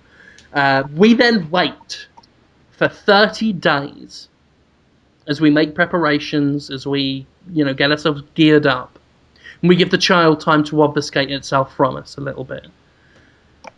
And then the hunt is on. Me and Conrad go out with like nets and tridents. You have to find the child and hide it or stop us or whatever while me and Conrad try and kidnap it. I would call the police immediately. I would encourage them greatly to arrest you. So what are you going to do? You're going to tell them that we're angels? They're going to lock you up, throw in a key. I would say there's a They're guy. They're going to say, are you on drugs? I would say there's a man in the streets with a trident, and he's going to hurt a child immediately. Just call him in for questioning. Yeah. See what he says. It'll be all right. The other one has a net, which isn't as bad, but it's kind of weird. That's all right, Conrad.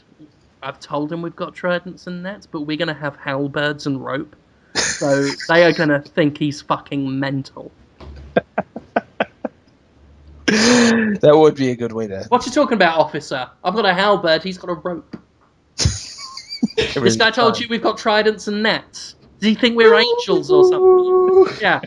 Little bit kooky, probably on the old wacky backy. Those old funny cigarettes he's been smoking. He's known for it. How do you think he lost his hair? Drugs. Go and arrest the drug-addled madman who's been sleeping in a school, I should add. Ooh, that does get me. I won't sleep in the school, though. On this piece of paper is a URL for a YouTube video. Look at this man's behaviour on a show called Road Rules and tell me if he's capable of sensible thought. I don't even do anything that bad on that show. That was so long ago, too. Yeah, but as soon as they see you were on an MTV reality TV show, they will call the validity of your claims into question. Does anyone even know what MTV is anymore? Is that like a... People know what that is? Cops? I guess cops would know. They know it as something far worse than it used to be, and the stigma of what it is today will colour what they think of you then. Because they'll just think, oh, he was on MTV, he must be the worst. And while you're answering some uncomfortable questions with the cops, well, that pretty much opens the way clear for me and Zimmerzel to fulfill the prophecy. And remember, if we win, we get to be angels. You don't. Where's this kid again? Just somewhere? Just we have to find it. But you've picked out a kid, so it's easier. Well, we don't really know where it is. Like, we have a rough idea. Yeah, we have to do nothing too specific. Got to do the whole Terminator thing. Right. Print out the photo. Have you seen this boy walk around while music goes dun dun dun? This is a pretty repetitive soundtrack. So you've got God, I want to watch Terminator 2. Yeah, the music's not bad in both of them. So anyway, we kidnapping this kid. At which point God will reward me and Zimmerzel for being good angels, and will punish you for being a shit angel. I'm a bad angel because I didn't kill a kid? We're not killing it. Just kidnapping. We just got to capture it, run, keep it for a couple of hours, and then give it back. It's not that bad of a crime. It's really not that bad of a crime. It's mild abduction. Like, what's that? 5th degree abduction. You know, you make a really terrible angel. I mean, your conviction's so easily swayed, Holmes. Oh, that's not so bad. My God. I expected much worse. I figured someone would end up cut in two or having sex with a skeleton or something. But that's not that bad. They shouldn't do it. I'm not encouraging. Not that bad. I mean, I will say that whoever loses out of us two or you will have to have sex with a skeleton.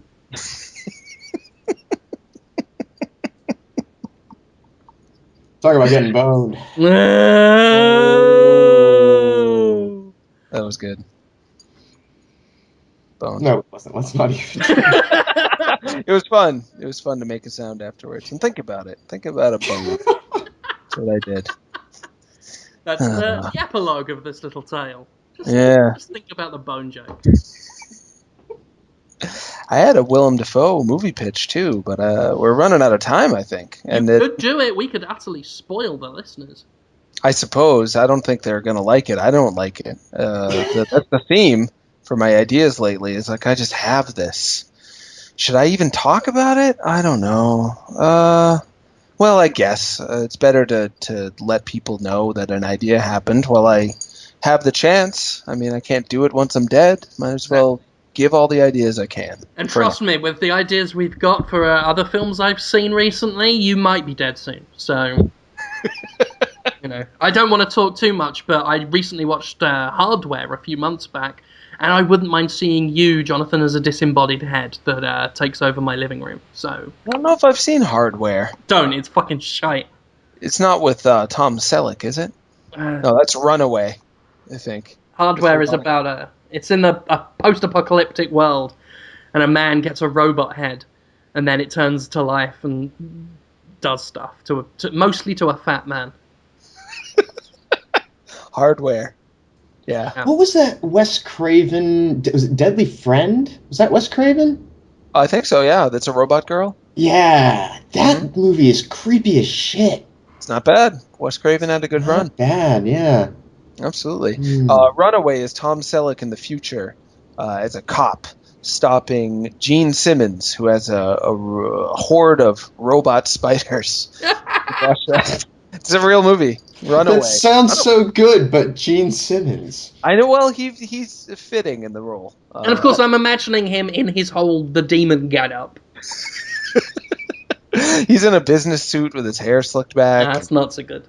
Well, just don't watch it then. Actually, well, hang on. Maybe he's still got like the makeup in the suit. Yeah, it's post makeup. It's time to move on from this kid stuff with makeup. I'm going to be in Runaway with Tom Selleck with robotic spiders. He was going to be in one of our films. Gene Simmons as Bin Laden. I forgot about that. Yeah, well, I forget which one it was. I think it was Patch Adams too. I think so too. Yeah. I recently read another movie news that Christian Slater's movie Playback from 2012, actually in its whole theater run, it was just March, 33 people saw it. $300, $324 or something. Brilliant. Yeah, poor Christian Slater. Yeah, that happened. So, movie pitch. It's called The Vagina Coach. Willem Dafoe plays himself. He's over at Keanu Reeves' house, Keanu Reeves is hanging around with Adam Sandler. That's right. And he's like, guys, it's time for a change in profession. I want to help a vagina. All the vaginas. All the old vaginas. All the ladies in the nursing home.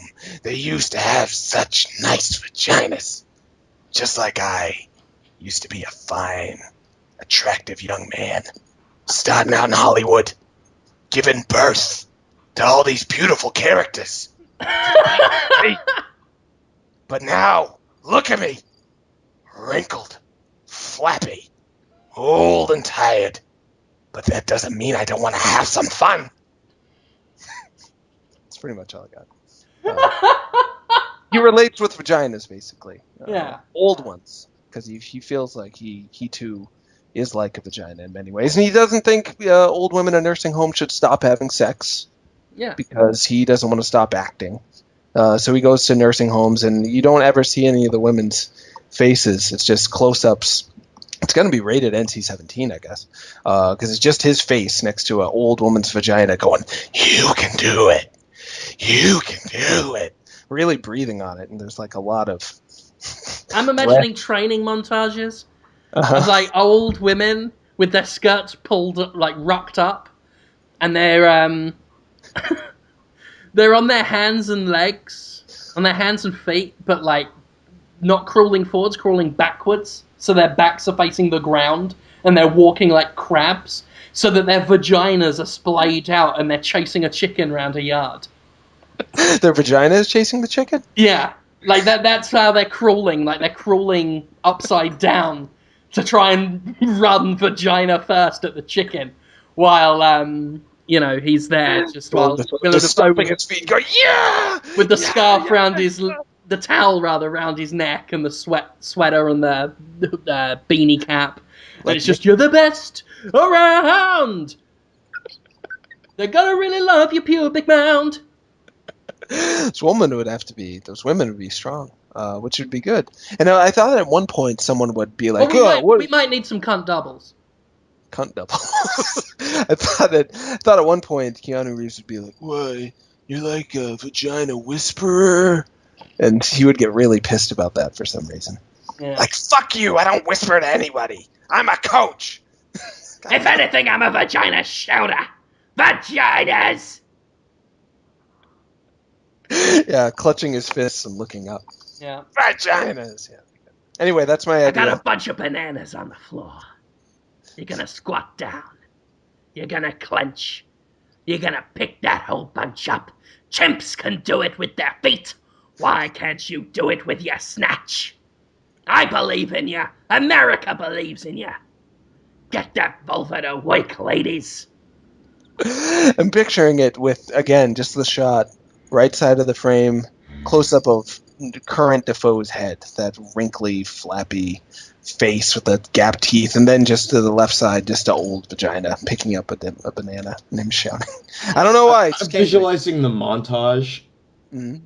You know, it's a whole lot of close shots of him looking in close as one slides down, you know, a pile of bananas, the pile in various places around the room, but nothing. And then all of a sudden, like, there's a whole stack of, like, neatly peeled bananas, and they're all just standing there hunched over with their arms on their hips. Because they did it. Because they did it. You did it, guys. You peeled the bananas with your vaginas. I don't know how it would end. I don't know if you guys have any ideas. I don't think it should ever end. The movie will literally go on forever. The Vagina Coach. I don't know. Sure. It's a good film. Yeah, thanks for having me. I'd watch it. It's much easier for me to just have a little bit of an idea that I don't like, and then you guys help me make it better. So thank you. Well, you know, there's a place for auteurs in Hollywood. Sure. But collaboration is also good. It's more my thing, I think, overall. It's all good. I especially like that over the years, your Willem Dafoe has basically just become Dr. Girlfriend from the Venture Brothers. Sometimes it's like Harvey Fierstein. Sometimes it's like Harvey Fierstein. Sometimes it's Dr. Mrs. the Monarch. Yes. It's always a treat. I don't know why. I don't work on it. I think that's probably how I go about it. The frog from Rocco's Modern Life. Well, I've asked the Podtoid questions. Ah. I've put them out there. People have tried asking them early, I think, but I don't want to give in to that because I want to hear us talk about them. It's sweet that they want to ask it all. I appreciate it, but you got to understand, if I open up the questions early, then I'm going to start getting questions like for next week today, and I'm just my life will be Podtoid questions, so I can't do it. Peter Flynn asks, what's the most tedious cutscene you've ever had to sit through? That's a tough question. Nothing immediately comes to mind for me. I think anywhere where a cutscene is unskippable and placed placed after a checkpoint can be tough. I'm especially thinking about the cutscenes in X-Men Destiny. The two humans fucking shit. They had some bosses that just made no fucking sense and unskippable cutscenes right after the checkpoint. It was bullshit. Anything like that. Gotcha. I accidentally have been playing Earthbound in my off time. Not much time, but in the off time I have, I keep accidentally having the Runaway 5 do the same. I keep going in and out of their backstage room. I don't know if you guys have played it. And each time you come out of their backstage room, they just start playing again. And they're basically the Blues Brothers in low-res sprite form, and they do a long dance routine. It's like burp, burp, burp, and it's just them like shaking their feet back and forth, one-step animation. I saw that like 4 times yesterday. My wife couldn't get enough of it, though. She's like, they're so cute! She thought it was great. How about you, Conrad? What? Any cutscenes you've been particularly unhappy with or bored with? Everything in Ride to Hell Retribution was pretty god-awful pointless. I forgot. Did you play that? You played that. I wound up with a copy of it. Because Jim reviewed that, right? Yes, and I mean, I was warned not to take it too seriously when I started playing it, and boy, that's sound advice for anybody who might decide to make this horrible mistake for themselves. But it was just the way in which the game rewarded you inexplicably with a terrible sex cutscene, whether you wanted it or not, is completely unavoidable. They're tied into yeah, and they're so bad, and there's no reason for them to exist. And like, I understand that there's a bit of a sexual power dynamic that exists within biker culture that would be really interesting to explore. That's generous. What? I think it would be. Sure. There are studies written about it. I think it's kind of an interesting, that could be fertile ground for exploration in other media. That's not how you do it. The fact that you're even saying that that's what they might have been trying to do is very generous, and that game is sad, and I am sad now for thinking about it. Though I guess games like that do help you to appreciate other games. Like if all you play is really great games, you lose perspective. I think in the same way. That was one of the reasons why I wanted a smaller but more regular group of game reviewers. Because you got someone who didn't do that many reviews, and everything's a 10 out of 10. Because there's no basis of comparison. Sure. So I totally agree with that. I think you need to play the bad ones so you can genuinely appreciate the good ones. Absolutely. I asked Hamza for a code for a game called Bike Rider DX, I think. It didn't look good, but they were giving away codes, so I'm like, I gotta know. And now I feel so much better about all the games I did give good reviews to, because it reminded me, like, yeah, there are some games that you would give like a 3 to. Easy. Boy, that game's not so good. 3DS. The background graphics are nice. It's the kind of game that makes you want to spend time with your family. Yeah, kinda. Lisa Higgs asks, if you were in charge of the next big Disney movie, what would you make it about? Jim's already... Well, we've already pitched Despicable Me, yeah. I don't know if Conrad has any things he would like Disney to try to take on. No, because Disney doesn't really do new shit. They don't create anything. They really only deal in old shit that they don't have to pay for. They are big on sequels. The Frog Princess was a new movie. That was a little while back, though. But no, it's not. But it's not a new IP. It's a fucking frog. It's an old story. Oh, it was the frog story, wasn't it? Right? Yeah. So no, it's not. No, fuck them. Like, what happened to Bambi? What happened to Bambi? That's what I want to know. That was a fresh tale at the time. See? Indeed. Nothing. No. I'd like them to try to cash in on hot trends. That would be fun for me to watch. I'd like to see them try to make a war movie, like a Call of Duty type thing, or make a Disney's Minecraft musical. I'd like to see them try. They're so conservative. I know. I mean, they're like Nintendo in a lot of ways, actually. Many have made that comparison. It's a very yeah. The Until parks are cool. I got to give them credit. They know how to run a park. Mm-hmm. Absolutely.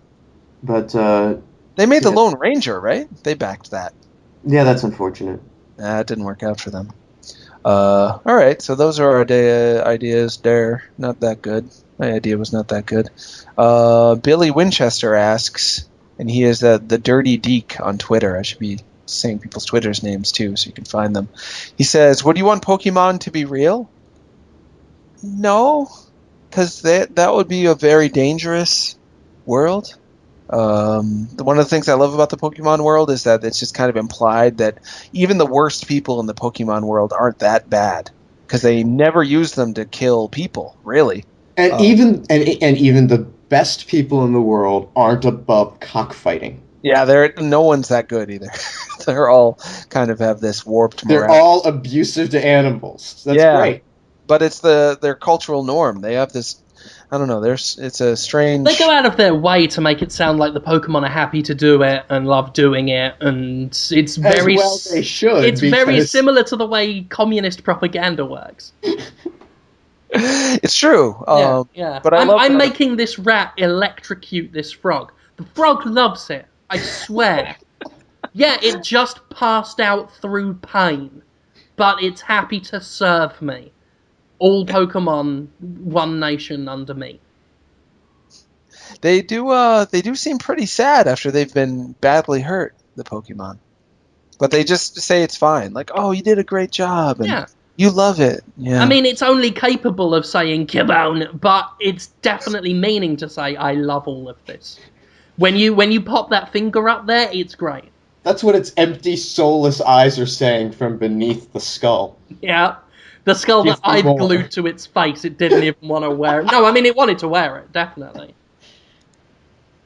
More questions, I guess. I'll try to do them. There's a lot of great questions this time. I actually got to look through them real quick.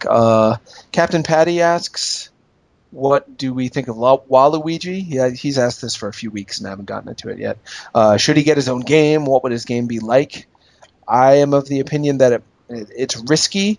I know that Waluigi works very well as someone who shows up as a character who just doesn't seem like he should exist or was very well thought out, and he just kind of is there. That's his appeal to me. So if he were to be the star of a game, it would kind of reverse that. Kind of like how the boss in Metal Gear works so well as kind of an antithesis to Snake. She's both somebody Snake looks up to, somebody who seems almost too good to be in that world, such a kind of a noble person, but in the end meets her undoing and does some things that she probably shouldn't have done. That works so great, and Waluigi does that for Mario. I don't know if he should have his own game. But, I used to hate Wario so much. Waluigi or Wario? Sorry, Waluigi. I love Wario. Always loved Wario. I used to hate Waluigi. He's Luigi squared. He's double Luigi? He's Luigi times Luigi? Yeah, well, it's like... two. He's twice as annoying to me as Luigi. Like it's like everything I don't like about Luigi amplified to be an asshole. Like he has so little self-confidence and self-esteem that he's become an asshole. But it's still just as annoying. I never thought Luigi was annoying either. I hated him from a creative standpoint. Right. I just thought he's just lazy. I thought this is just such typical lazy cloning design. Where Wario, look, it's the opposite of Mario. It works. They turn the M upside down. That's cool. Didn't even do that with, just putting Wa at the beginning of Luigi. That's a different character. If anything, they should turn the L upside down and should be called 7Luigi. That was an idea for a while, but I thought that's my point was that he's so stupid, he's almost great. Well, this is why I say I used to hate Wario. Waluigi. I used to hate Waluigi because I felt so cynical by it, and I thought it was cynical, and it still is cynical. It's so fucking lazy. Let's just have an opposite of Luigi as well. Should we do a clever name thing with it? Fuck off. Just put Y in front of it. He can be... What colours haven't we done? Dark purple. That'll fucking do. But I've gained respect for him. Because he does have... out of all of the characters, even Wario is kind of got a lovable little look to him. Sure. And has become more lovable with WarioWare and everything. But Waluigi is so skeezy looking. He's like the pieman from Strawberry Shortcake, but much worse. Yeah. Much more like he'll get you in the back alley and... it looks like... So tight and, He looks like if the police knocked on his door one day, the first thing he'd do is take an axe to his computer hard drive. He looks so perfectly out of place in the Mario universe. Just twisted and skeletal. The eyes of a sex offender. Just nasty looking. And then I played Mario Strikers, and I wasn't the biggest fan of Mario Strikers. But his whole deal with the redneck style banjo music that signified his existence, just giving him that aesthetic, and running around with thorns and poisons and shit just trailing behind him, gave me a lot. And him doing the whole DX crotch chops. That was his thing. When he powered up in Mario Strikers, he'd start chopping at his own crotch while some played in the background. And it was just perfect. Because it was so out of place and skeezy. And now I really like Waluigi. And I like him all the more thinking of him as this sort of totally forgotten, afterthought. Sure. Didn't really want to make him, but they did anyway. Which is, I guess we'll make him anyway. Well, the way you describe him in Mario Strikers, I don't remember any of that, sadly, for me. That would make a pretty good game. Him just being gross and doing crotch chops and banjo, and I guess, I don't know, maybe it'd be a music game. Just a crotch chop dance music game. I'd play that. There actually is a fan-made Waluigi game. I remember that. Yeah, I've not played it. It's kind of like Yoshi's Island. It's all right. Crunk Spiders, also known as McNyers on Twitter, says, would you rather play a gritty reboot of Clu Clu Land or Ice Climbers? This is important. Clu Clu Land, for sure. For people who don't know, it's a maze game, in the shadow of Pac-Man, back when Pac-Man was one of the biggest games in the world. So you're going around a maze, and you're collecting little coins, and you're avoiding sea urchins, and I think you're like a weird red goldfish, and you have to press buttons in order to turn at all. You stick out a hook hand, which doesn't make any sense, and grab onto a pole in order to go around a corner. So it's way more hard to control than it needs to be. But that would make for a great gritty reboot. Just a realistic, disgusting, hook-handed fish swimming around, just eating money, just slobbering, and while these terrifying giant sea urchins try to eat it alive. That would be fun to look at. It's okay if you guys don't have an opinion, by the way, on this question. Yeah, I don't.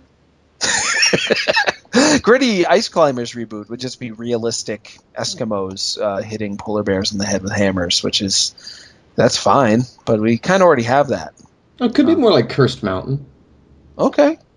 Oh, that would be I'm just thinking take the same idea, but right. But what they could do is, I mean, a brother and sister climbing team, braving the elements, turn it into a survival type game as opposed to a straight up platformer. I mean, if we're gonna do reboot, why not get creative? Why not get imaginative with it? Sure, good idea. I stand corrected. That's also a good idea.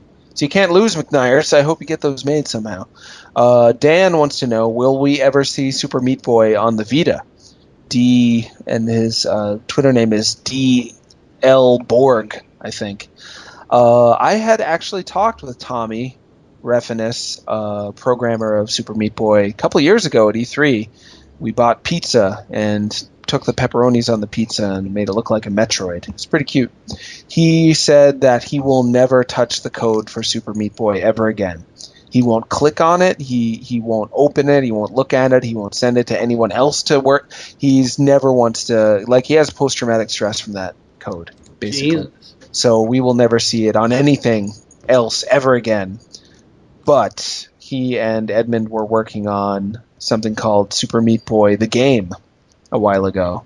And when they're done with eugenics, they'll probably get back to that. So you may see other iterations of Super Meat Boy on other things, but you will never see Super Meat Boy as you know it on PC and Xbox 360 on anything else ever, I don't think. That sucks. I'd buy it for Vita. I have it on PC and 360, but I would buy it on Vita again. I like having things on Vita. Yeah, absolutely. I'd love to have it on just about anything. And they wanted to put it on WiiWare originally. They had all these ideas to do Nintendo-specific characters on it. They were really excited about it, but making that game was so traumatic for him. And he knows it would be, he could buy another house if he put it on Vita or on Wii U or something. But the money's not worth a damn, at least as of 2 years ago. So he could change his mind, but I doubt it.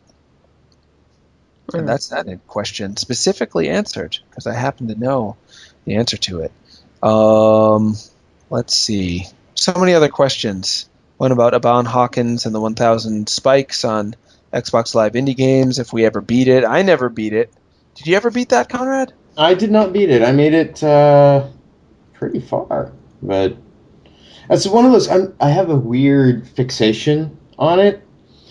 It's a game that I can only play one level at a time to make progress on it, and that takes fucking forever.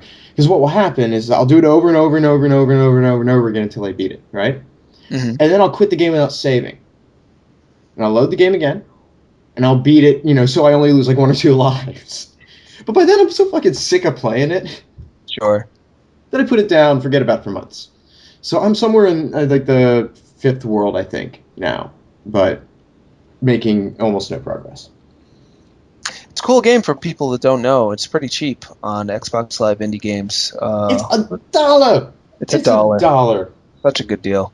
I've been seeing reports and hearing reports about how the PlayStation 4, PlayStation Vita, 3DS, and Wii U version is coming along. And it looks pretty great. There's alternate outfits for all the characters. I've pitched myself to be in the game. I don't think they will do it. It was really strange for my narcissism to overcome my politeness, which does happen, but usually not to this degree. I actually made a little sprite of myself for it, and Tyrone Rodriguez of Nicholas, who was porting it, was saying do it again, but change the colors. I was like, okay, right away. I was really motivated to become a character in this game, just because I love the universe and the controls and the graphics and the level design so much. I'm a really big fan. So anyway, yeah. No, it's just saying yes. You ever play it, Jim? Huh? You ever play those Aban Hawkins games? I'm waiting for the price to come down. The new version coming out, Aban Hawkins and the 1001 Spikes, will have multiplayer in the campaign and multiple different playable characters and a special just co-op or competitive multiplayer mode, kind of like Towerfall or Samurai Gun. So that'll be cool. It's worth waiting for. Anyway, and it'll be good. All right, what else? Should we do more questions? You guys are sick of questions. We should do one that you can really answer, Jim, because those past 2 sucked for you. Feel bad about that. Yeah, this is turning into the worst day of my life. I'm sorry. Now. You deserve so much better. Austin Ivan Smith asks, did you guys get gold DuckTales carts? If so, I am jealous. He's the producer of DuckTales Remastered. Dale got one. Dale there's did? Gonna be there's going to be a video up on Destructoid of Dale unboxing his. And it's really, like, sad. Because I know if they'd sent it to you, or if they'd sent it to me, we'd have had that thing in an NES. Oh, sure. In, like, 15 minutes. Uh-huh. And I said to Dale, well, do you have an NES? He's like, yeah, I'm going to shoot a video of the unboxing. Like, do you have an NES? Oh, not anywhere close. So, for people who don't know, the new DuckTales game, DuckTales Remastered, it's done. They're sending out press kits, and they sent a gold NES cartridge that contains the original Capcom DuckTales game, playable. Kind of like how they did the Mega Man 9 press kits, except you can actually play a game on it with a special gold card. It's amazing that they did that. It showed me that Capcom really wants to get back some of that cred they had a few years ago for getting their audience and going the extra mile. But it's only to the press, and yeah, it's also to Dale, who's not even going to play it. And that wasn't a good question for Jim either. So that sucked again. I don't know. That might. I don't want to say that might backfire on them. That might backfire on them. It might be. It's making them seem a little bit on the elitist side, like, oh, just the press got the gold cartridge. Well, and it's not just that. I mean, it's going to remind the press how great Capcom DuckTales was, how great it was. Well, that's the thing. It really puts Austin to the test. It does. It's going to put the pressure on them to produce something that is equally stunning. Absolutely, and I believe in them. I bet they can do it. I'm excited to see. Oh, geez. This is the only question that's vaguely... And Jim, have I ever made a fat joke about you, Jim? Ever? Not to my knowledge. I never have, and I don't ever plan to. But it's just the way the stars are aligning currently.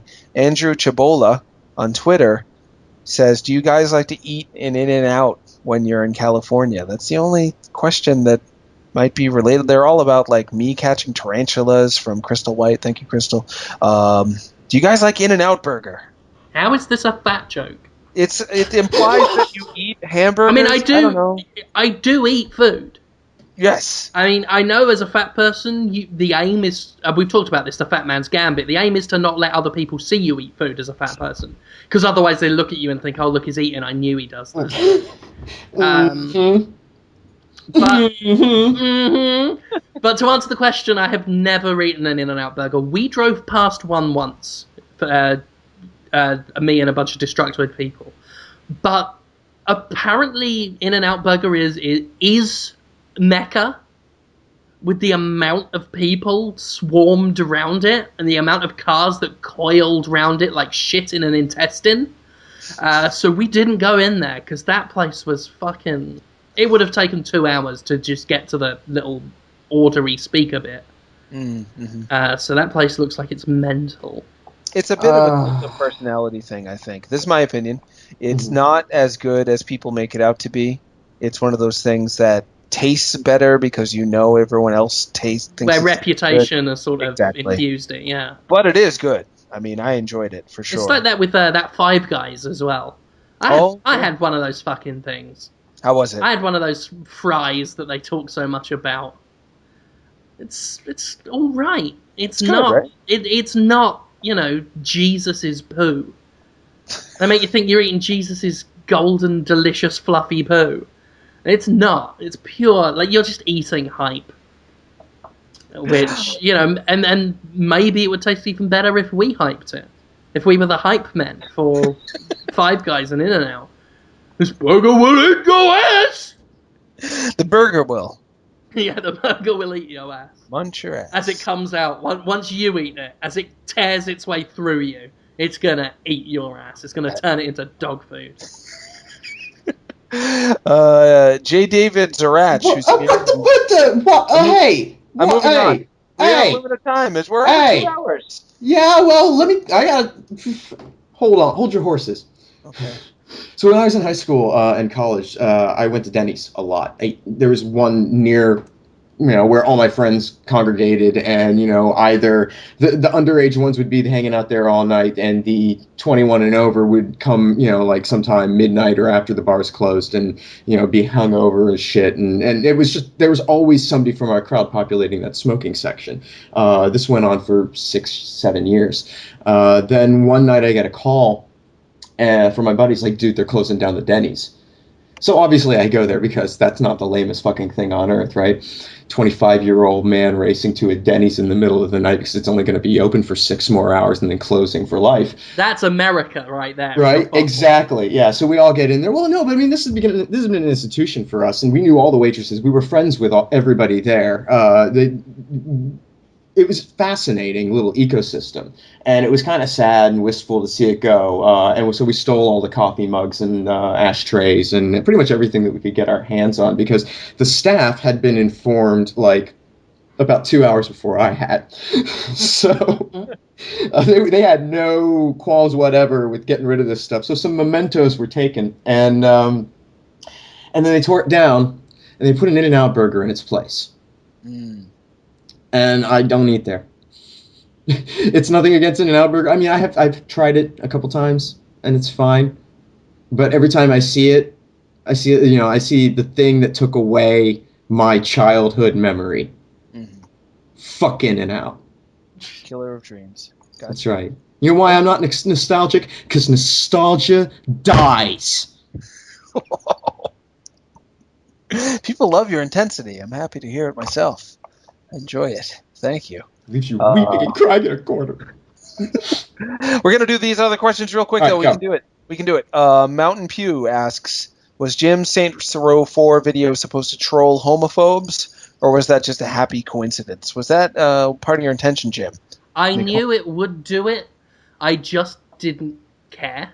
Right. So you weren't doing it that wasn't the purpose. The idiotic drivel of homophobes doesn't really factor into my decision-making. I actually just think that is a thing that has happened and then think, fuck it. Actually, to be fair, most of the response has been excellent. Like, even on YouTube, it was okay. There have been a few that were like, oh man, that's so messed up. Oh, when I do it, I'm gonna make a woman character and she's just gonna kiss all the women. Oh, because lesbians are all right and gay men are not. That usual shit. It was like you could get the romance option bingo card out and just check off the usual responses. They were all there. Just one or two people with examples of it all. Oh, why don't they just make new gay characters and leave the old ones? As if they were always canonically straight, when it makes sense in the Saints Row universe that pretty much everyone's probably pansexual. So there was all that. One guy in there has been fucking furious. It's fun. Because he came on because he was so angry that I have a copy, and I guess he makes YouTube videos.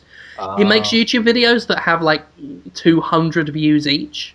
Okay. Not to have a go at him and look down on him, but when he says things like, oh, I'm better than Jim's ever been, I don't know who the fuck he is, but I'm better than him at doing videos even though he is bigger than me on YouTube, and he's stealing my views by getting a copy of the game early and showing it, as if I've got to wait for him.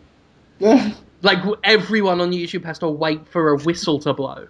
It's like, I'm sorry, if the PewDiePies and stuff of the world can get exclusive rights to videos and shit, even, when it's available for a lot of other people, and, we all... Yeah, that ship sailed. Yeah, it's it's over. It's sorry, happened. That's YouTube now.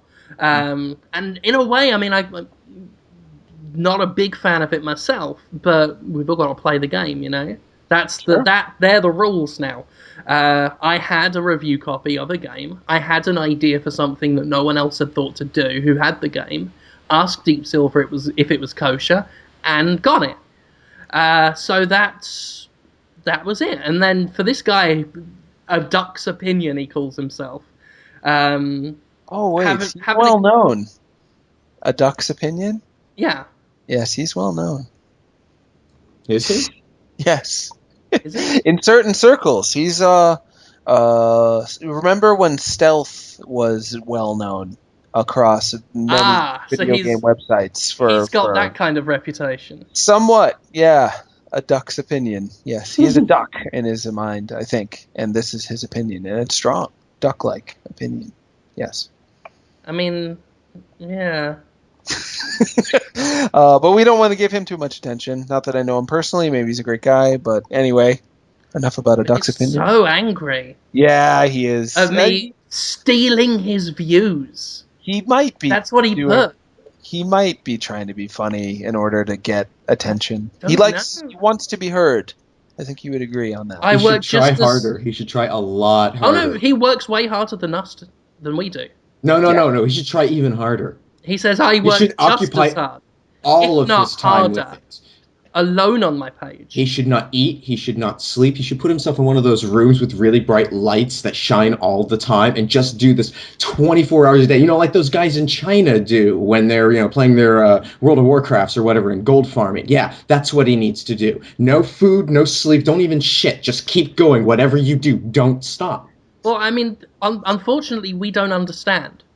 That's his argument. We don't understand. I mean... Oh, we'll get it if he tries long enough and hard enough. Trust me, we'll get He sends this comment to a guy. That's not what I was talking about. This is just you being a bitch hater.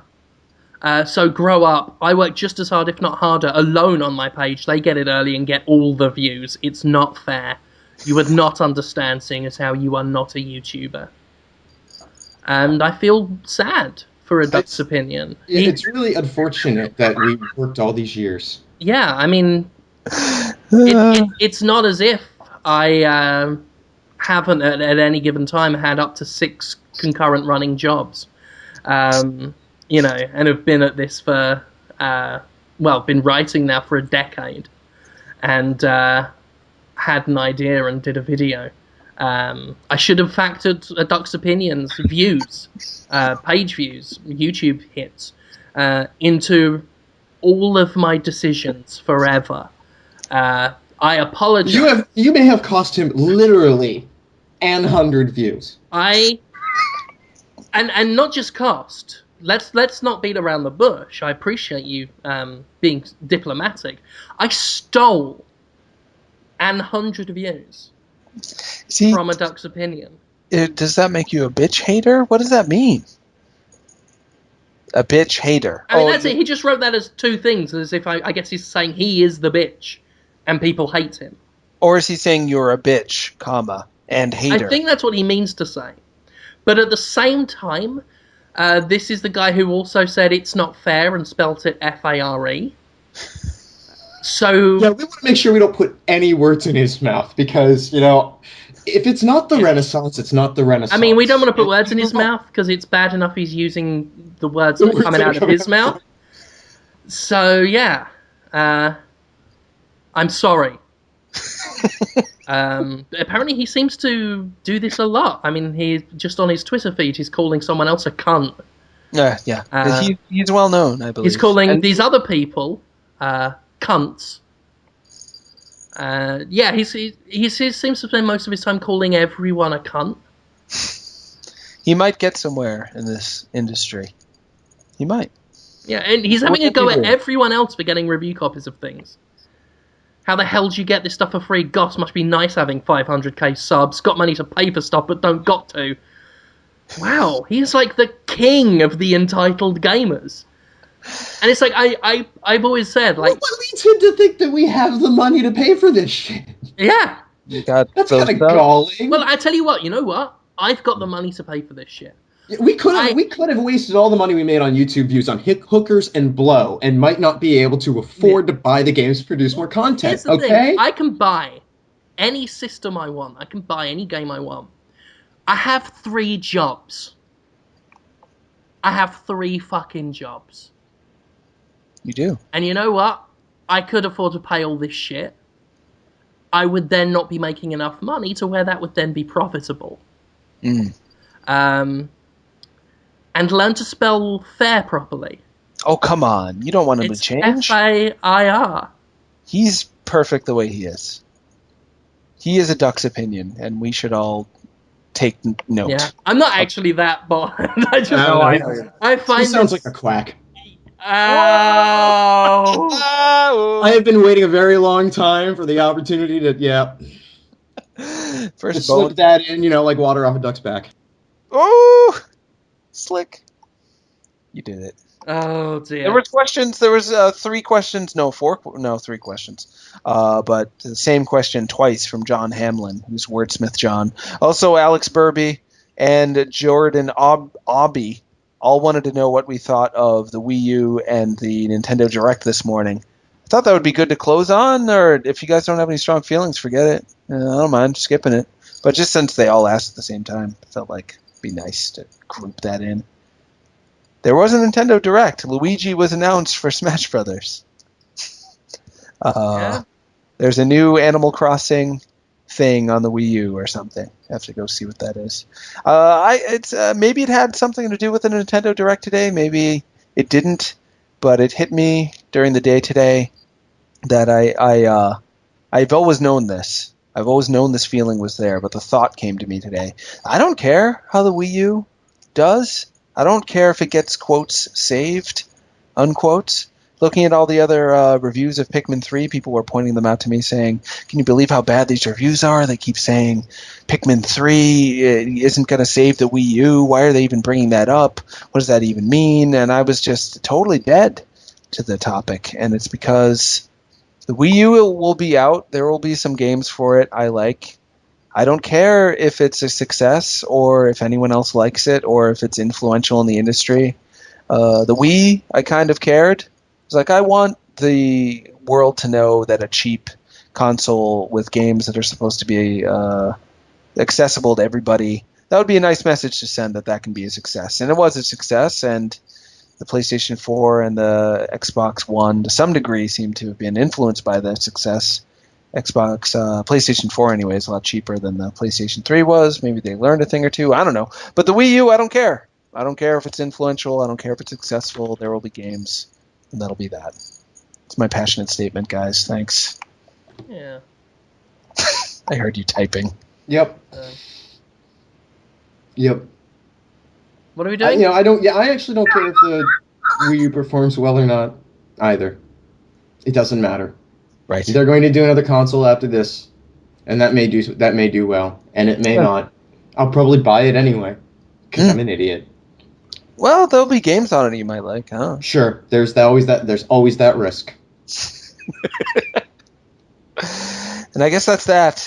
Thanks, guys. Yeah. What'd you do this week that you want to promote? What did we do? I don't know. What did I do? Over on escapistmagazine.com, Jimquisition this week is called Dragon's Frown, and it's about somewhat about Polygon's review of Dragon's Crown and how people reacted to it and how people focus on the negative reviews over positive ones and how that's really not helping anyone. I appealed for everyone to calm down. My mistake. Shouldn't have done that because that made everyone furious. So I won't do that again. I will do that again. So that was a thing. Also on The Escapist, Jim and Yahtzee's Rhyme Down Spectacular. This week is called The Straw Beast. He did a poem about having sex with the Slender Man, and I did a poem about an eldritch cosmic horror that has come to destroy gaming by giving women opinions. So that's a thing. That's quite good. A little bit of satire and horror for you. Over on Destructoid.com, we discussed them on the show. There is my Saints Row 4 romance options, the latest installment of my Now Bloody Playing Let's Play videos, in which I go through all the romance options in Saints Row 4. And again, I'd like to apologise to that one YouTuber who I stole 100 views from. And I reviewed Mario and Luigi Dream Team, and I did that. So that's to go. And I would also like to apologise to everyone who likes Mario and Luigi Dream Team. I would like to apologise wholeheartedly for having played and enjoyed Call of Duty sometimes. You okay? I have sinned against you. And that's what I did this week. I'm sure there's some other stuff floating around that I do, because I do all sorts of weird little projecty things now, but that's the main stuff. What did you do, Jonathan Holmes? Oh, I didn't do a whole lot. Moving on. Conrad, what did you do? I should, for the sake of the guests of Sup Holmes, I should say what I did. I wrote a little post about Tim Rogers' new game. That was kind of fun. You can watch his video. I recommend it. He's got a new game called 10 by 8. I haven't played it yet. It's a puzzle game on PlayStation Mobile. Now, you know what it's actually called? What its working title was? What's that? I'm Tim Rogers. I mean that as a total joke. I think Rogers is all right. He's got a good sense of humor about himself. More so That's than why I would say. many people know. Yeah, he would like to. Just the fact that you know who he is, I'm sure, puts a smile on his face. So yeah, his game looks good. You should watch his video. On Sup Holmes, we had Cassie Chu on Sunday. It was a good episode. I was kicking myself afterwards for all these other things I wish I'd talked to her about. Specifically, why she loves game design so much. She's so passionate about game design. And when it came time for me to really find out why, I stupidly changed the subject. I'm kicking myself, but hopefully we'll get her back on the show. She did level design and graphics on Electronic Superjoy, which is hitting beta on Steam at any time now. Our own Kyle McGregor really loves it. He's got the beta. It's a platformer. It's a rhythm. You don't have to play to the rhythm, but it's very music and rhythmic focused platformer with a lot of death and comedy. So you can check that out. She was a great guest. People really seemed to like her, it seemed like, Conrad. People even thought she was cute, they were saying. She was adorable and well-informed. And no, it was a very good show. That'll be up hopefully this evening. So I'm trying to get that wrapped up. It's part of what I'm typing. Oh, good. Thank you for doing that. So there you go. Yeah. She's on, that'll be on Podtoid TV's channel on YouTube and on iTunes, the audio version on iTunes. And this Sunday we have Jeff Luke of Way Forward. We're starting another Way Forward run, because Way Forward has all this stuff happening right now, and they got all excited and asked, do you want to have another bunch of Way Forward people on in a row? So we'll call it Way Forward Gust, and we'll start with Jeff Luke, who is directing the regular show game that's coming out pretty soon. He is an interesting guy. He did game development. I think he did Drawn to Life or Lock's Quest, one of those two. I'll have to double check. Then he quit and became a chef. It was just like, screw game development. Then Way Forward went to his restaurant, from the way it sounds, and we're like, get out from behind there. Almost like the Blues Brothers. I don't know if you guys have seen that movie. They get the guy who makes fried chicken and a Coke and force him back in the band. And that's what Way Forward did with Jeff Luke, to get him to direct the regular show game. So he'll be on Sunday, 1 p.m. Pacific Standard Time, 4 p.m. Eastern Standard Time, for a live stream chat on Destructoid.com and Twitch TV. That'll be good. And that's about it for me, I think. How about you, Conrad? We had a video review of... Whoa, I went through someone's speakers. I heard that. Really? Maybe it's me. You are Maybe louder than you were before. I don't know. Maybe it is. Anyway, yeah, we had a video review for Cloudberry Kingdom go up. That's an interesting little game. I don't know if... Jim, you'd probably hate it.